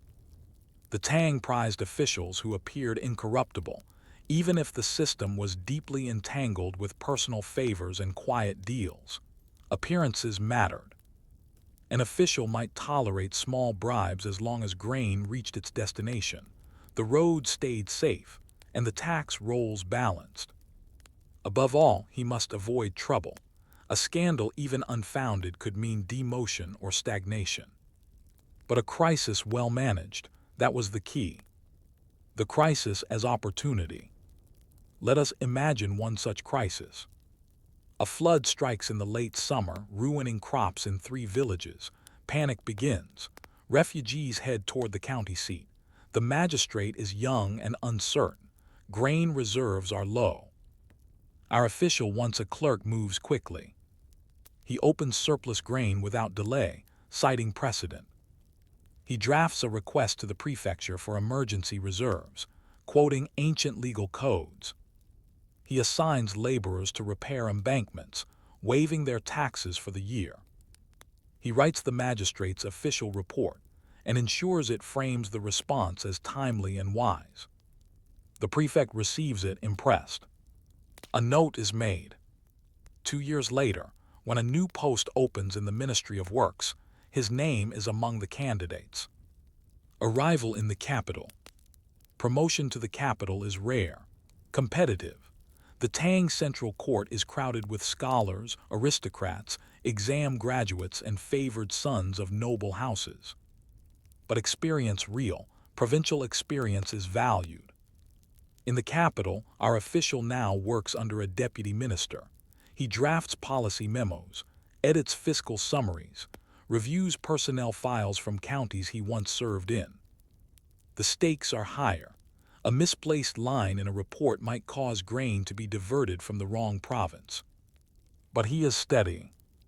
When summoned to speak in a policy debate, he quotes precedents. When asked about a county magistrate's performance, he provides clear, unemotional analysis. He is, in short, useful. And usefulness in the Tang court is the surest path upward. The Grand Minister's seat. It does not happen quickly. It takes 20, perhaps 30 years. But one day he is appointed Vice Minister of Revenue, not a glamorous post but a powerful one. He oversees tax collection across the realm. His hand is in every budget, his seal on every relief shipment. He writes no poems, no odes are composed for him. But when a drought hits and the emperor asks, "What reserves do we have in Henan?" it is his voice that answers. He began with a brush, copying census reports in the corner of a yamen office. Now his brush carries the weight of the realm. Closing thought. The journey from clerk to Grand Minister is not one of destiny or drama. It is one of endurance through paperwork, patronage, protocol, and politics. And so we must ask, is greatness always visible, or does it sometimes arrive on paper, written in the margins, line by careful line, until one day it defines a nation's fate? He sits now beneath a canopy of painted beams, his desk lacquered and wide, his robes dark with official formality. Before him, scrolls, memorials, audits, and stamped petitions from every corner of the empire. The sounds of the capital are distant, muffled by the thick curtains of state. No crowds, no chants, no armies. Only decisions. He is a Grand Minister of Revenue, one of the Tang's highest-ranking bureaucrats. But his most powerful tool isn't his seal or his servants. It's memory, process, pattern recognition. He has spent 3 decades reading the country's soul, one register at a time. And now he must decide whether to release grain to a famine-struck province. It will mean suspending road repairs in the south, increasing tax collection elsewhere, and perhaps alienating the Minister of Works, who had earmarked those funds for infrastructure. He does not hesitate. He picks up his brush, writes 2 short lines, presses the seal. The decision moves outward like ripples in still water. Knowing the system too well, by the time a Tang official reaches the upper ministries, he no longer sees the bureaucracy as a ladder. He sees it as a map. He knows which prefectures underreport their yield to avoid grain requisitions, which magistrates write overly poetic memorials to mask inaction, which minor clerks have quietly carried a province for years, which nobles expect appointments and which are truly useful. He sees the quiet web threaded by thousands of ink-stained hands.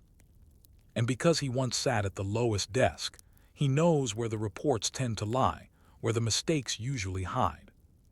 This makes him dangerous and indispensable, but it also makes him lonely. The weight of all that's written. In a typical week, a Tang Grand Minister might read 24 reports on regional revenue, 5 audit summaries from provincial inspectors, grain storage inventories, flood risk assessments, population shift statistics. He is expected to offer policy advice, anticipate shortfalls, approve or deny personnel transfers, justify allocations before the emperor, catch lies no one admits telling. He does not lead armies, he does not judge criminals, he does not build temples. But when he signs a document, the gears turn. If he signs too many, the treasury thins. If he hesitates too long, riots begin. And yet, no one writes epics about him. When the ink starts to crack, years pass.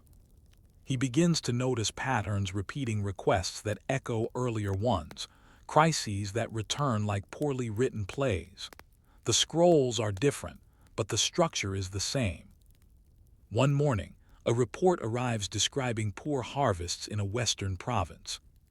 He recognizes the numbers. They are nearly identical to figures he filed himself 25 years earlier as a provincial assistant. He double-checks. The clerk who wrote them trained under a man he once worked beside. A familiar hand, a familiar error. History is not repeating itself. It is merely being recopied. He sends a note to the censorate. Please verify this report's accuracy. It may be recycled. The response, days later, confirms his suspicion. A clerk, overworked and underpaid, had submitted an outdated summary to meet the deadline. It reminds him of himself long ago. The hidden failures of success. He is now a man of title, salary, and ceremony, but he often wonders, has he changed anything? The system moves slowly. Promotions are still political. Reforms are discussed but delayed. He has pushed through new accounting methods, reorganized tax code language, digitized by Tang standards the seal registry for provincial officials. But the droughts still come. The overcounts still happen. The corruption, though quieter, still hums beneath the surface. He can see it all more clearly than ever. But seeing is not the same as fixing. Legacy without a name. One day he receives a visitor young, alert, freshly promoted. The man bows deeply, thanks him for a recommendation years ago he scarcely remembers. They speak. The younger man quotes classic texts, offers reform ideas. His eyes shine with possibility. Before he leaves, he asks the minister, "What is the most important thing to understand in office?" The minister pauses, then says, "No one will remember you, so write well, not to be praised but so the next clerk knows what to do." The young man nods, unsure. He will understand later. Retirement in silence. Eventually, even the minister retires. He returns to a modest estate. His titles are honored, but his name fades from conversation. He receives news from the capital. A few policies are reversed, some preserved. He is neither celebrated nor blamed. The new officials face the same scrolls, the same floods, the same distant complaints from mountain villages. And in some archive, a junior clerk pulls an old report, annotated with clear characters in calm, practiced brushstrokes. There is no signature, but the report still speaks. Final reflection. A single life lived in the shadows of paper can shape millions, not with declarations, not with conquest, but with structure written, filed, approved. This is the secret engine of the world. Quiet hands, unnoticed signatures, names lost in the lines they once wrote. So perhaps the real question is, when history forgets the man, but remembers the form he left behind. Has he disappeared, or has he become part of the system itself? Story 5. Taxes, Fields, and Families, the Household Registration of the Song. The year is 1024 CE. In a small hamlet nestled among rice paddies in Jiangnan, a low-ranking official walks from house to house with a stack of bamboo slips, a brush, and a government-issued ledger. He asks few questions, just names, ages, land size, and whether the family keeps pigs or silkworms. No one dares refuse. He records everything with practiced ease, one slip per household. When finished, he bows politely, moves to the next home, and writes again. By dusk, he has written 42 names, 11 household relationships, 3 deaths, and 1 new baby. No fanfare, no applause. But this quiet ritual, multiplied across thousands of villages, is what allows the song empire to function. This is the household registration system. Chinese letter, Chinese letter, Chinese letter, Chinese letter, Huji Jidu. Not a headline in the history books, but perhaps the most important administrative practice of the Song dynasty. The household as unit of empire. Unlike earlier dynasties, which focused primarily on land, the Song dynasty, 961,279 CE, focused on people. The household, Hu, Chinese letter, became the basic administrative unit, more essential than town, tribe, or even land plot. A household was not just a family. It was a recordable object, a bundle of relationships, responsibilities, and potential taxes. Each household record included name of household head, number of adult males, ages of dependents, occupation or landholdings, tax status, regular, exempt, military, etc. These records were not optional. They were state-mandated, reviewed annually, and carried severe consequences if forged or omitted. In essence, to exist officially was to be written down. Why the Song needed to count. The Song Empire had one of the most advanced economies in the world. It minted more coins than any previous dynasty, pioneered large-scale iron production, and saw the rise of urban merchant classes. But such a complex society required precise fiscal control. Census and registration served 3 critical functions. Taxation, knowing how many households existed, meant knowing how much could be extracted. Labor quotas, the empire required corvée labor for roads, canals, and armies. Households were assigned duties based on size and status. Social control, by knowing where people lived. The state could prevent mass migrations, track lineage, and prevent fraud. The logic was simple. If you could track people, you could govern them. And so the empire counted not once but repeatedly, and in excruciating detail. The mechanics of registration. At the lowest level, village heads, Lijing, compiled the initial records. They submitted forms to the county office, where clerks transcribed, verified, and formatted the data into standardized registers. The data then moved upward, from county to prefecture, from prefecture to provincial bureau, from provinces to the Ministry of Revenue in the capital. At each level, summaries were created. By the time reports reached the central government, they had been abstracted, indexed, and compared to prior year's entries. Yet no matter how large the register, it began with one man asking one family how many mouths they fed. Families as data. The Song registration system was not just bureaucratic, it was ideological. Confucian values underpinned its structure.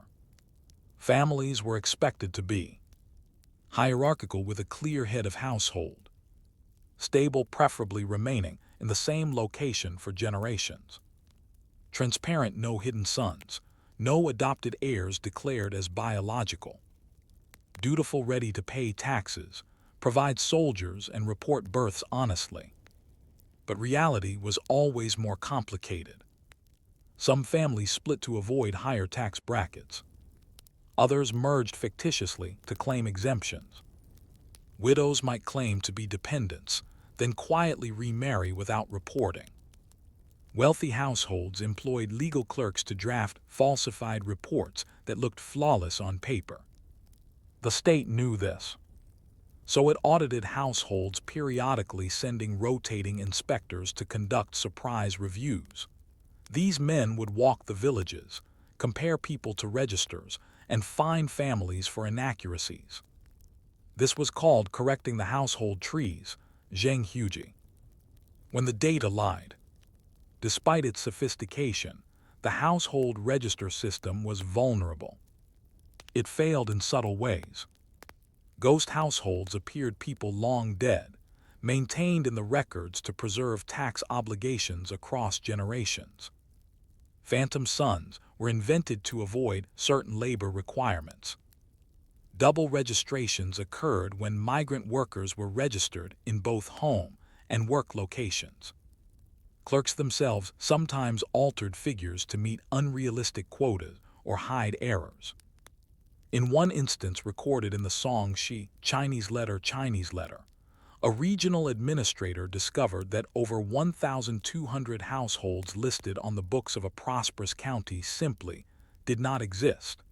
They had been added over decades to justify inflated grain allocations to local officials who pocketed the surplus. No rebellion, no violence. Just paperwork. Bureaucracy as a form of surveillance. The Song government did not use household registration simply to collect taxes. It used it to watch. When a family moved, they were required to file migration documents. If they failed to do so, they could lose their tax privileges or worse, be treated as vagrants. Household registers were also linked to legal standing. A man without registration could not testify in court, could not claim land, and could not be protected under the law. The state, in effect, said, if you are not recorded, you do not exist. And so, registration became a kind of existential citizenship quietly accepted, rarely questioned, and deeply binding. Bureaucratic burden. Who kept all this running? Clerks, thousands of them. Their days were spent copying household registers in triplicate, verifying migration forms, cross-referencing tax rolls with field surveys, filing annual census reports by county with standardized margins and scripts, reconciling names, correcting lineage trees, and issuing fines for noncompliance. A misplaced stroke could mean taxing a family twice. A skipped line could cause a soldier to be conscripted from the wrong household. To most people, these officials were faceless. But their work defined the boundaries of the possible who could work, move, marry, or inherit. Closing thought. The Song dynasty was an empire of trade, poetry, invention, and growth. But none of it would have been possible without the household registration system, a bureaucratic skeleton silently holding up a living body. Every empire counts, but only some do it so well that the people begin to believe. If your name isn't written, maybe you were never really there. It is winter in the 11th century. In a rural village outside Kaifeng, a widow stands before the county registration clerk. She holds a folded petition, a request to amend her household record. Her husband has died. Her son, now 13, must be listed as head of household, or so she hopes. The clerk reads her petition without expression. "Do you own land?" he asks. She hesitates. She rents fields. The land belongs to a cousin technically. The family's name remains the same, but the property has shifted hands. The clerk dips his brush in ink and marks dependent next to her name. Her son is written in but flagged as minor. It is a small detail, but it will ripple through everything. Her tax burden will increase. Her son will not be eligible for military exemption. She cannot claim her husband's status in legal disputes. She walks home under falling snow, unaware that her family's future has just been rewritten by a single brushstroke. The human cost of administrative order. The Song dynasty's household registration system was efficient but not kind. It did not ask how a family lived.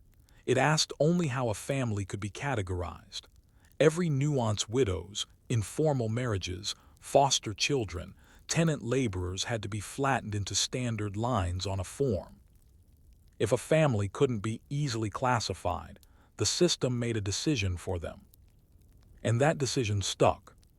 Categories that governed life. Every household in the Song bureaucracy was assigned a status category. These categories determined what tax rate they paid, what labor obligations they owed, whether their children could take exams, own property, or inherit land. Some common household types included regular households, Zhengu Chinese letter, ordinary families who paid full taxes and supplied labor or soldiers when required. Privileged households, Jianhu Chinese letter, families granted tax exemptions, e.g., Buddhist clergy, certain government employees. Military households, Junhu Chinese letter, bound to supply sons for military service, often passed down generationally. Craft households, Gonghu Chinese letter, skilled artisans registered under state-owned workshops, exempt from corvée but restricted in mobility. Servile households, Jianmin Chinese letter, technically outside the regular citizenry, hereditary slaves, entertainers, or criminal families. Movement between these categories was rare and usually irreversible. A military household could not become scholarly. A servile family could not become official. Even if wealth changed, status did not. Hidden strategies of survival. Faced with such rigidity, families developed quiet strategies to survive or subvert the system. Adopting sons. Without a male heir, a family might adopt a nephew, but only if the registration was approved. Many made informal adoptions and bribed clerks to falsify the record. Multiple registrations. Wealthy families sometimes registered relatives in different locations to spread out tax burdens. Borrowed households. Landlords would register tenant farmers as part of their own household to gain labor without listing them as independent tax units. False widows. Widows would remain officially unmarried even if cohabiting with a new partner to retain their deceased husband's tax status. All of this occurred quietly, in the margins between line items and ink smudges. But the Song state knew. And so it introduced registration reforms. The Fanzhongyan reforms. In the mid-11th century, reformist official Fanzhongyan attempted to clean up the household system. His reforms included standardized household reports, more detailed forms, clearer lineage trees, and stricter formatting. Audits every 3 years. Inspectors sent to confirm reported household status on the ground. Punishments for fraud. False registrations could result in fines, forced labor, or stripping of exam eligibility. But the results were mixed. Clerks were overwhelmed. Audits slowed local administration, and punishments often landed hardest on the poor who were simply trying to survive. The Song wanted perfect records. The people wanted flexible lives. They rarely agreed. Bureaucracy as social mirror. In theory, household registration was about state efficiency. In practice, it reflected and reinforced inequality. Consider this. 2 families live side by side. One is registered as a military household. The other is registered as gentry. They may be equally wealthy, but only the gentry child can sit for exams. Only the gentry family can marry into official households. Only the gentry land is protected under Confucian law. Even if the military household petitions to change status, it is unlikely. The record is stronger than reality.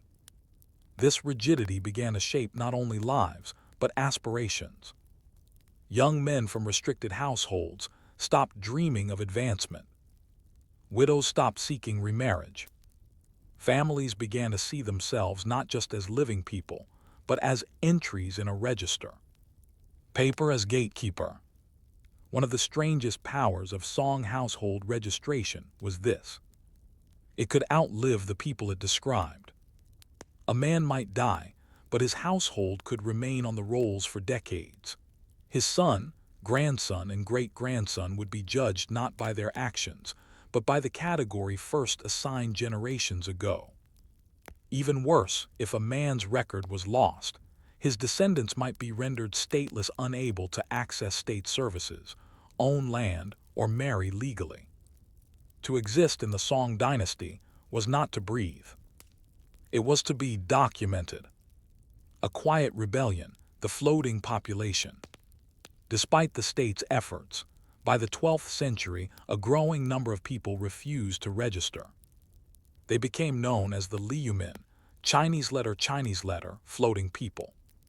Migrant workers, displaced peasants, former soldiers, fugitive slaves, disenfranchised artisans. They lived between towns, rented fields unofficially, and paid bribes for temporary protection. Some estimates suggest that millions of such people existed by the late Song period. The state tried to recapture them, but they slipped through the cracks, refusing to be written. In many ways, they were the inverse of the household registration system. Mobile instead of fixed, unwritten instead of recorded, poor but free. Closing thought. The household registration system of the Song was designed to rationalize society. It did, but in doing so, it also revealed a difficult truth. The more precisely you try to define people, the more they slip away from definition. So we are left to wonder. If an empire knows your name, your land, your tax rate, but not your life, have you truly been seen, or only counted? In a quiet chamber in the capital of Hangzhou, a scholar official in late middle age opens a wooden chest. Inside, 10 generations of household records, preserved in careful handwriting, dating back to the early Northern Song period. He doesn't need them today, not for taxes, not for inspections, but still he reads. Each entry confirms his family's land, status, and eligibility for the Imperial examination. The ink is fatting, the paper brittle, but the power it holds is stronger than ever. In a dynasty governed by documents, the past is legal precedent, and registration is legacy. This is not simply record-keeping. This is ancestral strategy. The archive as fortress. By the late Song period, 12th-13th century, household registration had become more than a bureaucratic tool. It became a social weapon. For elites, maintaining pristine household records was critical. For securing marriage alliances. For proving land claims in court.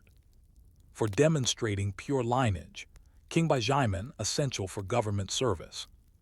Families often kept private copies of household registers, jiapu, alongside official records, updating them meticulously.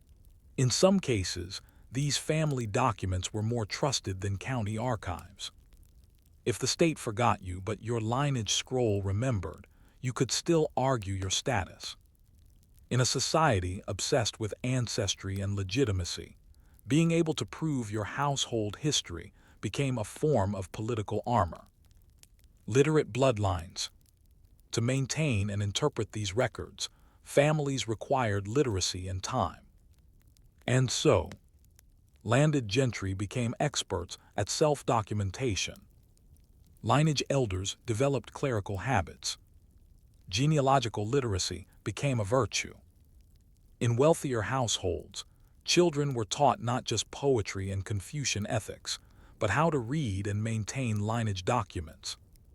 Over generations, this created a kind of paper aristocracy, families not elevated by royal favor, but by registration stability. They knew the forms. They knew the categories. They knew how to stay visible and how to avoid the mistakes that could collapse a household's recorded integrity. What wasn't recorded? But for every family with 10 generations of scrolls, thousands more left no trace. The household registration system worked best for stationary families, property holders, male-dominated lineages, Confucian-conforming units. It struggled and often excluded those who lived outside these boundaries. Migrant workers, widowed matriarchs, non-Han ethnic minorities in frontier zones, itinerant performers, Buddhist and Taoist communities, homeless or displaced populations during famine or flood. Many of these people lived fully human lives, loved, worked, suffered, prayed. But their names were rarely recorded. And if they were, it was often in the margins, appended hastily or flagged with bureaucratic suspicion. Collapsing order. As the Southern Song era dragged on, the once meticulous household system began to fray. The Jin invasion in the north displaced millions, overwhelming registrars. Military conscription caused families to falsify children's ages, hide sons, or split households. Famine and floods destroyed county records. Corruption returned, and officials began selling household exemptions under the table. The Ministry of Revenue struggled to maintain consistency. In some years, they admitted that up to 30% of the recorded population might be outdated, duplicated, or fictitious. When Mongol forces began to press southward, many local administrators simply stopped updating household registers altogether. They prioritized defense, not documentation. The state's ability to see its people on paper began to dim. The end of the scroll. When the Yuan dynasty replaced the Song in 1279, the Mongols inherited a deeply fractured household system. They found cities with falsified registers, provinces with no recent census, clerks unable to distinguish real from fictional households. Ironically, the very system that once defined the Song's power now became a liability. It was too large, too rigid, too dependent on trust. The Mongols introduced new systems of group registration, ethnic categorization, and labor units, discarding much of the Song structure. What was once an intricate, humane system of record-keeping had become irrelevant in a new, war-torn world. And yet, some families kept their household scrolls, even under Mongol rule, in drawers, in altars, in old boxes, because they believed that one day the world would return to order. And when it did, the paper proof of their lineage would once again have value. What the registers taught. The Song household system was not just about taxes. It was about how the state saw its people, and how people, in turn, saw themselves within the state. It taught generations of farmers, artisans, scholars, and soldiers that their identity was measurable, and that measurement had consequences. It bound families to land, to names, to numbers. But it also created space for bureaucratic creativity, the quiet art of hiding, modifying, and interpreting information. Legal literacy, even in poor villages, people learned what a status meant. Ancestral memory, for better or worse, your record became your legacy. Final reflection. We often think history is written in wars, inventions, or conquests. But sometimes history is written in columns. Name, age, relationship, tax status, occupation. It's here in these dull, uncelebrated scrolls that we glimpse the truth of an empire. Not its glory, but its order, its desire to know, and its belief that knowing was enough to govern. So we might ask, if your life had to be reduced to a single line on a register, what would it say? And who would be reading it 1,000 years later, wondering if you ever truly existed? Story 6. the postmasters of the silk scrolls communication in the Han Dynasty. It begins with a horse. A thin trail winds through the mountains near modern-day Gansu. A man in uniform dressed in hemp, boots covered in dust, spurs his horse forward. On his back, a leather satchel. Inside it, a tightly bound scroll of silk, marked with a crimson seal. The words inside are not his to read, but he knows what they mean. They are orders from the Han Imperial court, written in the heart of the empire, and bound for a distant military outpost. This is the Yizhen Chinese letter system, the official courier and relay network of the Han Dynasty, 206 BCA, 220 CE. No trumpet, no drumbeat, just tired riders on dusty roads. And yet this was how the Han Empire stretched from the humid rice fields of Jiangnan to the grasslands of Central Asia.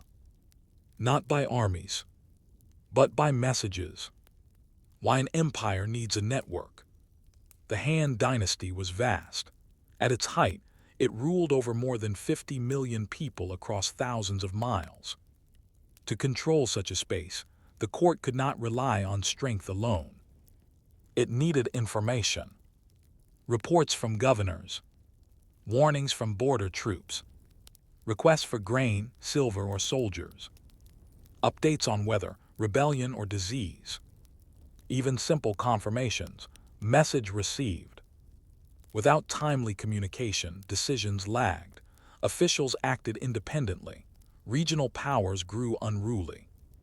So the Han emperors invested in something deceptively simple, an administrative postal relay system.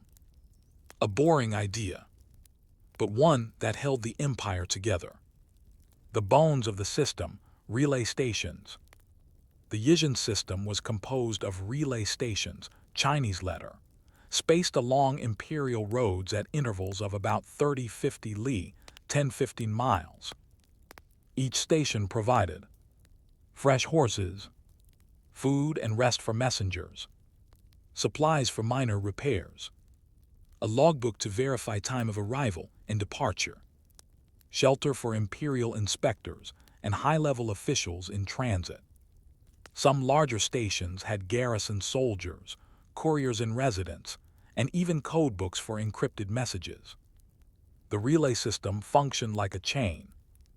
A rider would arrive at a station. The next rider, rested and ready, would take the message and ride to the next post.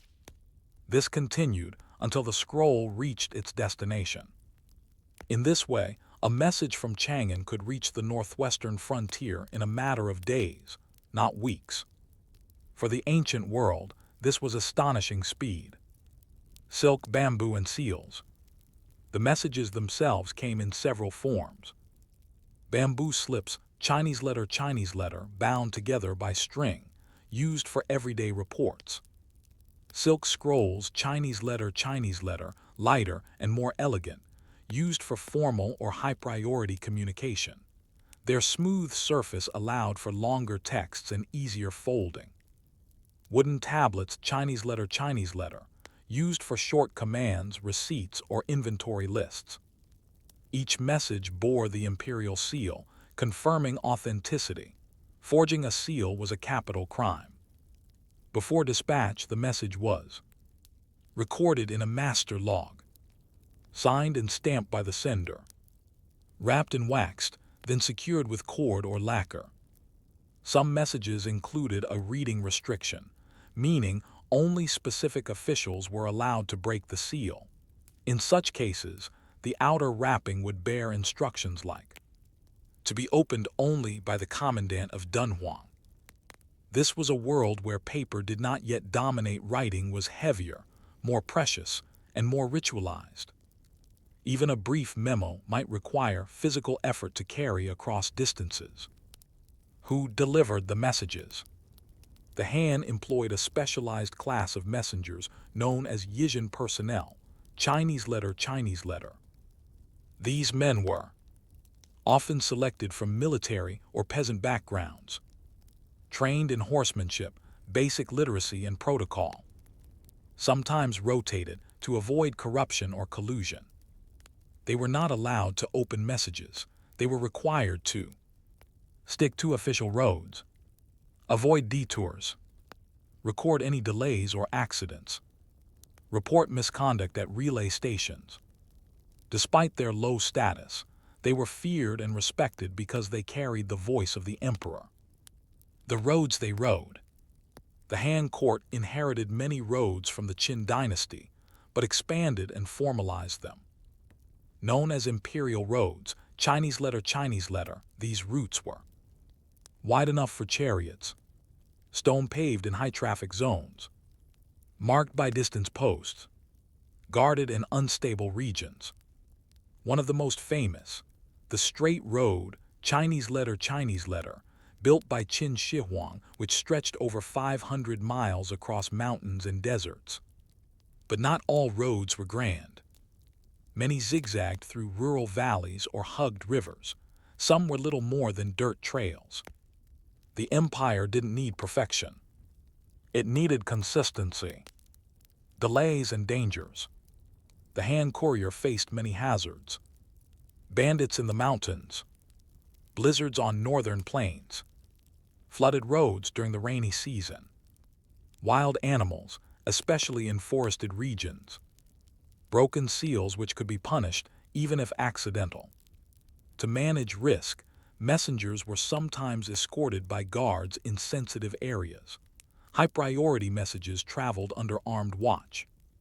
Yet the delays persisted. A complaint found in Han records from a governor reads, "The snow broke the hoofs of 3 horses. The courier now walks. Expect message delay by 4 days." This message, ironically, was part of the delay itself. Bureaucracy in motion. Every station kept detailed records of courier traffic. Who arrived, when they left, what they carried, whether they stayed overnight, what supplies were used. These logs were reviewed quarterly by regional inspectors. Missing scrolls, forged entries, or inconsistent times could lead to severe punishment. But the purpose wasn't just discipline. It was data. The Han court used courier logs to track which regions were overburdened, gauge the stability of roads and bridges, measure official response times, monitor loyalty in border regions. In this way, the relay system was not just infrastructure, it was intelligence. The pulse of policy. Through this system, the emperor could send urgent military commands, dispatch grain allocations in response to famine, recall governors, investigate uprisings, summon scholars for court debates, even announce new imperial edicts to regional temples and marketplaces. A single scroll could shift the fate of a province. A single writer might carry news of a pardon, a draft, or a death. The Han Empire's power flowed not just through swords, but through sentences. Closing thought. We often admire the great walls, bronze statues, and shimmering silk of imperial China. But sometimes, the real wonder lies in something quieter. A tired man on a narrow road, carrying a sealed message through wind and dusk, so that a decision made in a marble hall might reach the edge of the world. So we are left with a question. If power rides on paper, how much of history depends not on those who rule, but on those who deliver? Imagine this. A district magistrate in the southern frontier town of Nanhai receives a message from the capital. It is not merely a letter. It is a command sealed in red lacquer, an imperial edict. The message instructs him to send 200 taels of silver and 50 able-bodied men to assist in road construction along the Link Canal. He must acknowledge the message, fulfill the order, and report completion all within 90 days. He sighs, not because he disagrees, but because he knows what's coming. Hiring scribes to draft the response, mobilizing labor from surrounding villages, calculating and sourcing the silver quota, scheduling the return message through the same courier system. The machine of empire has spoken, and now it must respond to itself. Administration by scroll. By the mid-Han period, communication was not just for emergencies, it had become a mechanism of daily governance. The flow of scrolls, commands, and reports formed a living circuit that pulsed through the empire. The emperor issued edicts. The bureaucracy issued orders. Governors issued reports. Local magistrates issued petitions. Inspectors issued audits. And each of these relied on the Yizhen network to move efficiently. This was not fast by modern standards, but it was revolutionary by ancient ones. A bureaucrat's career could rise or fall depending on how promptly and correctly they responded. Delays were political. A delay in reply was never just a delay.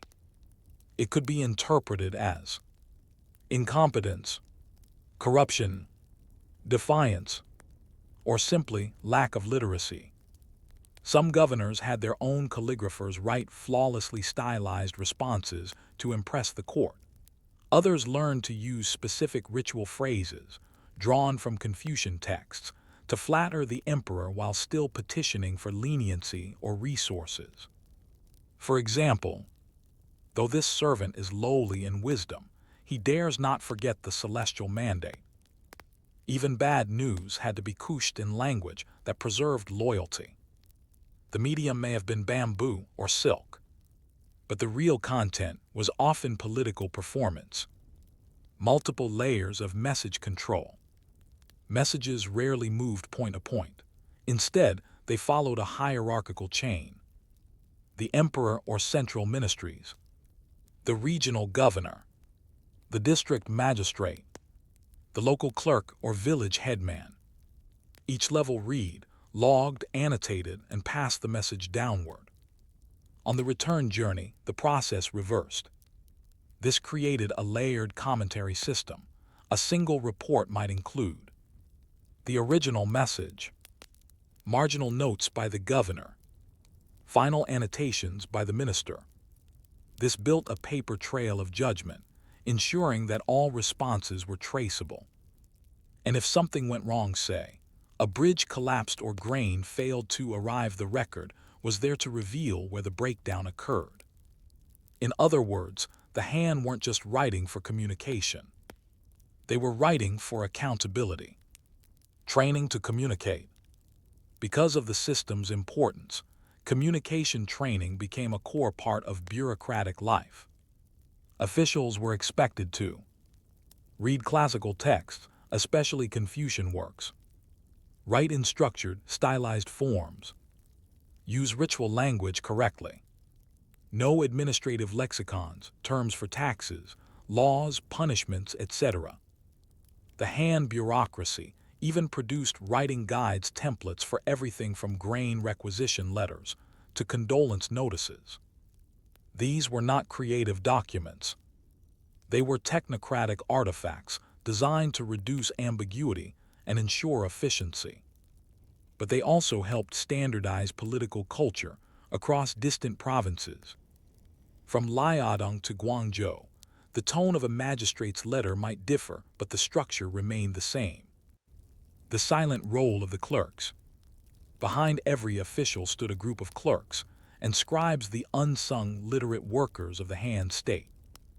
Often drawn from lesser gentry or even educated commoners, they copied scrolls, logged receipts and dispatches, maintained communication logs, checked for missing seals or errors, filed duplicate copies for internal archives. Their handwriting had to be precise. Their memory of codes, seals, and forms was vital. They could not issue commands, but without them, no command could travel. Ironically, while emperors issued edicts to all under heaven, the final formatting often came from the brush of a nameless clerk. Audits and messaging failures. The system wasn't perfect. Sometimes stations lost scrolls. Sometimes messenger sold information to bandits. Sometimes clerks falsified dates to cover delays. The Han court responded with periodic communication audits. comparing message logs across relay stations, reviewing inconsistencies in timing, checking for missing messages. Severe discrepancies could result in dismissals, beatings, or forced labor. One famous case records an entire station staff executed after failing to forward a warning about a peasant uprising. The message had been delayed 2 days. By then, a town had burned. Message as memory. One of the subtler effects of the hand courier system was that it became a kind of imperial memory. In a world without photography or digital records, the scroll became the snapshot. A disaster reported meant it happened. A name written meant a person mattered. An event described meant it was acknowledged by the center. Without such documentation, villages vanished into the silence of history. With it, even obscure incidents like a rat infestation in Yunnan or a miscounted census in Shu entered the imperial record. In a sense, to communicate with the court was to exist in the empire's consciousness. Those not written about or written to became invisible. Cultural effects of constant communication. Over time, the communication system began to shape how officials thought. Metaphors of distance like, "the voice of the court is far," became common in poetry and politics. The idea that response time equaled virtue entered Confucian commentary. Even family lineages boasted of ancestors who wrote swift and precise memorials. The ability to write, send, and receive messages became synonymous with civilization itself. And so, what began as a postal relay turned into a cultural engine. Closing thought. In the dust of empire, few things last. Stone cracks, dynasties fall, names are forgotten. But in the Han Dynasty, thousands of officials woke each morning not to fight, but to write. To communicate across distance, to respond to the center, to send news that would move not by sword or tribute but by brush. So we must wonder, in a world run by messages, was the real emperor the man on the throne? Or the words that moved across mountains in his name? At the northernmost station of the Yizhen system, a wooden gate swings gently in the winter wind. No courier has passed for 10 days. Snow has blocked the pass to the west, and bandits control the bridge to the south. Inside the relay hut, a single clerk still tends the fire.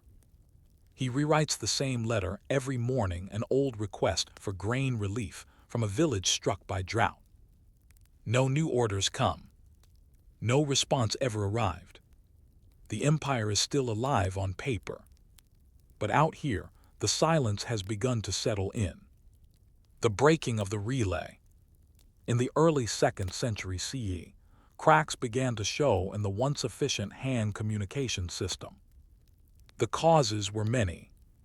Fiscal strain from years of military campaigns, court corruption and infighting among eunuchs, scholars, and consort families, natural disasters, including the massive Yellow River flood of 132 CE, rebellion, most famously the Yellow Turban Uprising in 184 CE. These shocks didn't just challenge governance, they broke the lines of communication. Relay stations were destroyed or abandoned. Roads became impassable. Officials sent messages into the void, and none returned. Message traffic as political health. For over 2 centuries, the Han had relied on a steady flow of scrolls to keep its vast bureaucracy synchronized. This flow could be charted like a lifeline. Regular reports from provinces equals normal function. Surge in requests equals localized trouble. Sudden silence equals rebellion, war, or collapse. As rebellions spread and regional warlords rose, the Yizhen logs thinned. Some counties reported 0 courier arrivals for entire months. The political body was bleeding communication. And like any organism, without its nerves it began to die. Couriers turned commanders. In some regions, former messengers became unlikely players in the chaos. They knew the roads, the geography of stations, the habits of officials, the location of abandoned supplies.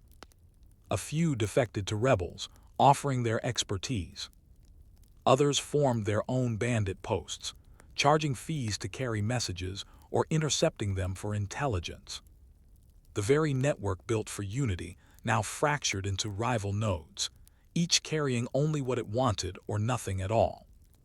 Silence begets power. In this chaos, one principle became clear. Who controls the message controls the mandate. Warlords began issuing fake imperial edicts, forged in the absence of real ones.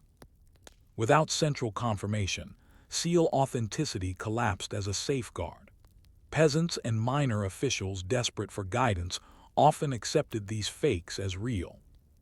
A few powerful factions even created shadow Yizhen systems, rerouting message traffic entirely. This was more than rebellion. It was a communication coup. The emperor still issued edicts in Chang'an, but many never left the city walls. Outside, new voices were louder. The memory of the network. Even after the fall of the Eastern Han in 220 CE, memories of the communication system lingered. The Three Kingdoms period that followed saw rival dynasties Wei, Shu, and Wu, each attempting to rebuild fragments of the courier relay. But trust was broken. The elegance of a unified messaging system, run for decades across thousands of miles, was lost. Still, some old Yizhen stations continued to function quiet, half-staffed, their logs meticulously kept by clerks who still believed in paper, even if the empire was gone. One such clerk, writing under the state of Cao Wei, noted in 229 CE, "Though the emperor no longer sends edicts, this station stands. Perhaps one day the scrolls will return." What we learn from boring messages. We often search history for glory battles, emperors' discoveries. But communication is the quieter current that shapes everything. It links power with action. It binds center and periphery. It records and thereby creates history. Without scrolls, no commands. Without roots, no scrolls. Without trust, no roots. The collapse of the Han didn't begin with swords. It began with inbox silence, a message that never arrived, a writer who never returned, a bridge that wasn't repaired. Reflections on distance. Today we imagine that fast communication defines modernity. But the Han dynasty reminds us that even in the first century, an empire could be governed by the message, not the blade. Yet speed wasn't the only virtue. So was consistency, ritual, and a deep respect for form. Scrolls, writers, seals, and roots each played its part in the illusion of continuity. An illusion that held for nearly 400 years. Final thought. So consider this. How much of any empire's strength depends not on who leads it, but on whether the message gets through. And when that message is silence, who fills the gap? Who speaks in the emperor's absence? And what is remembered when the roads go quiet?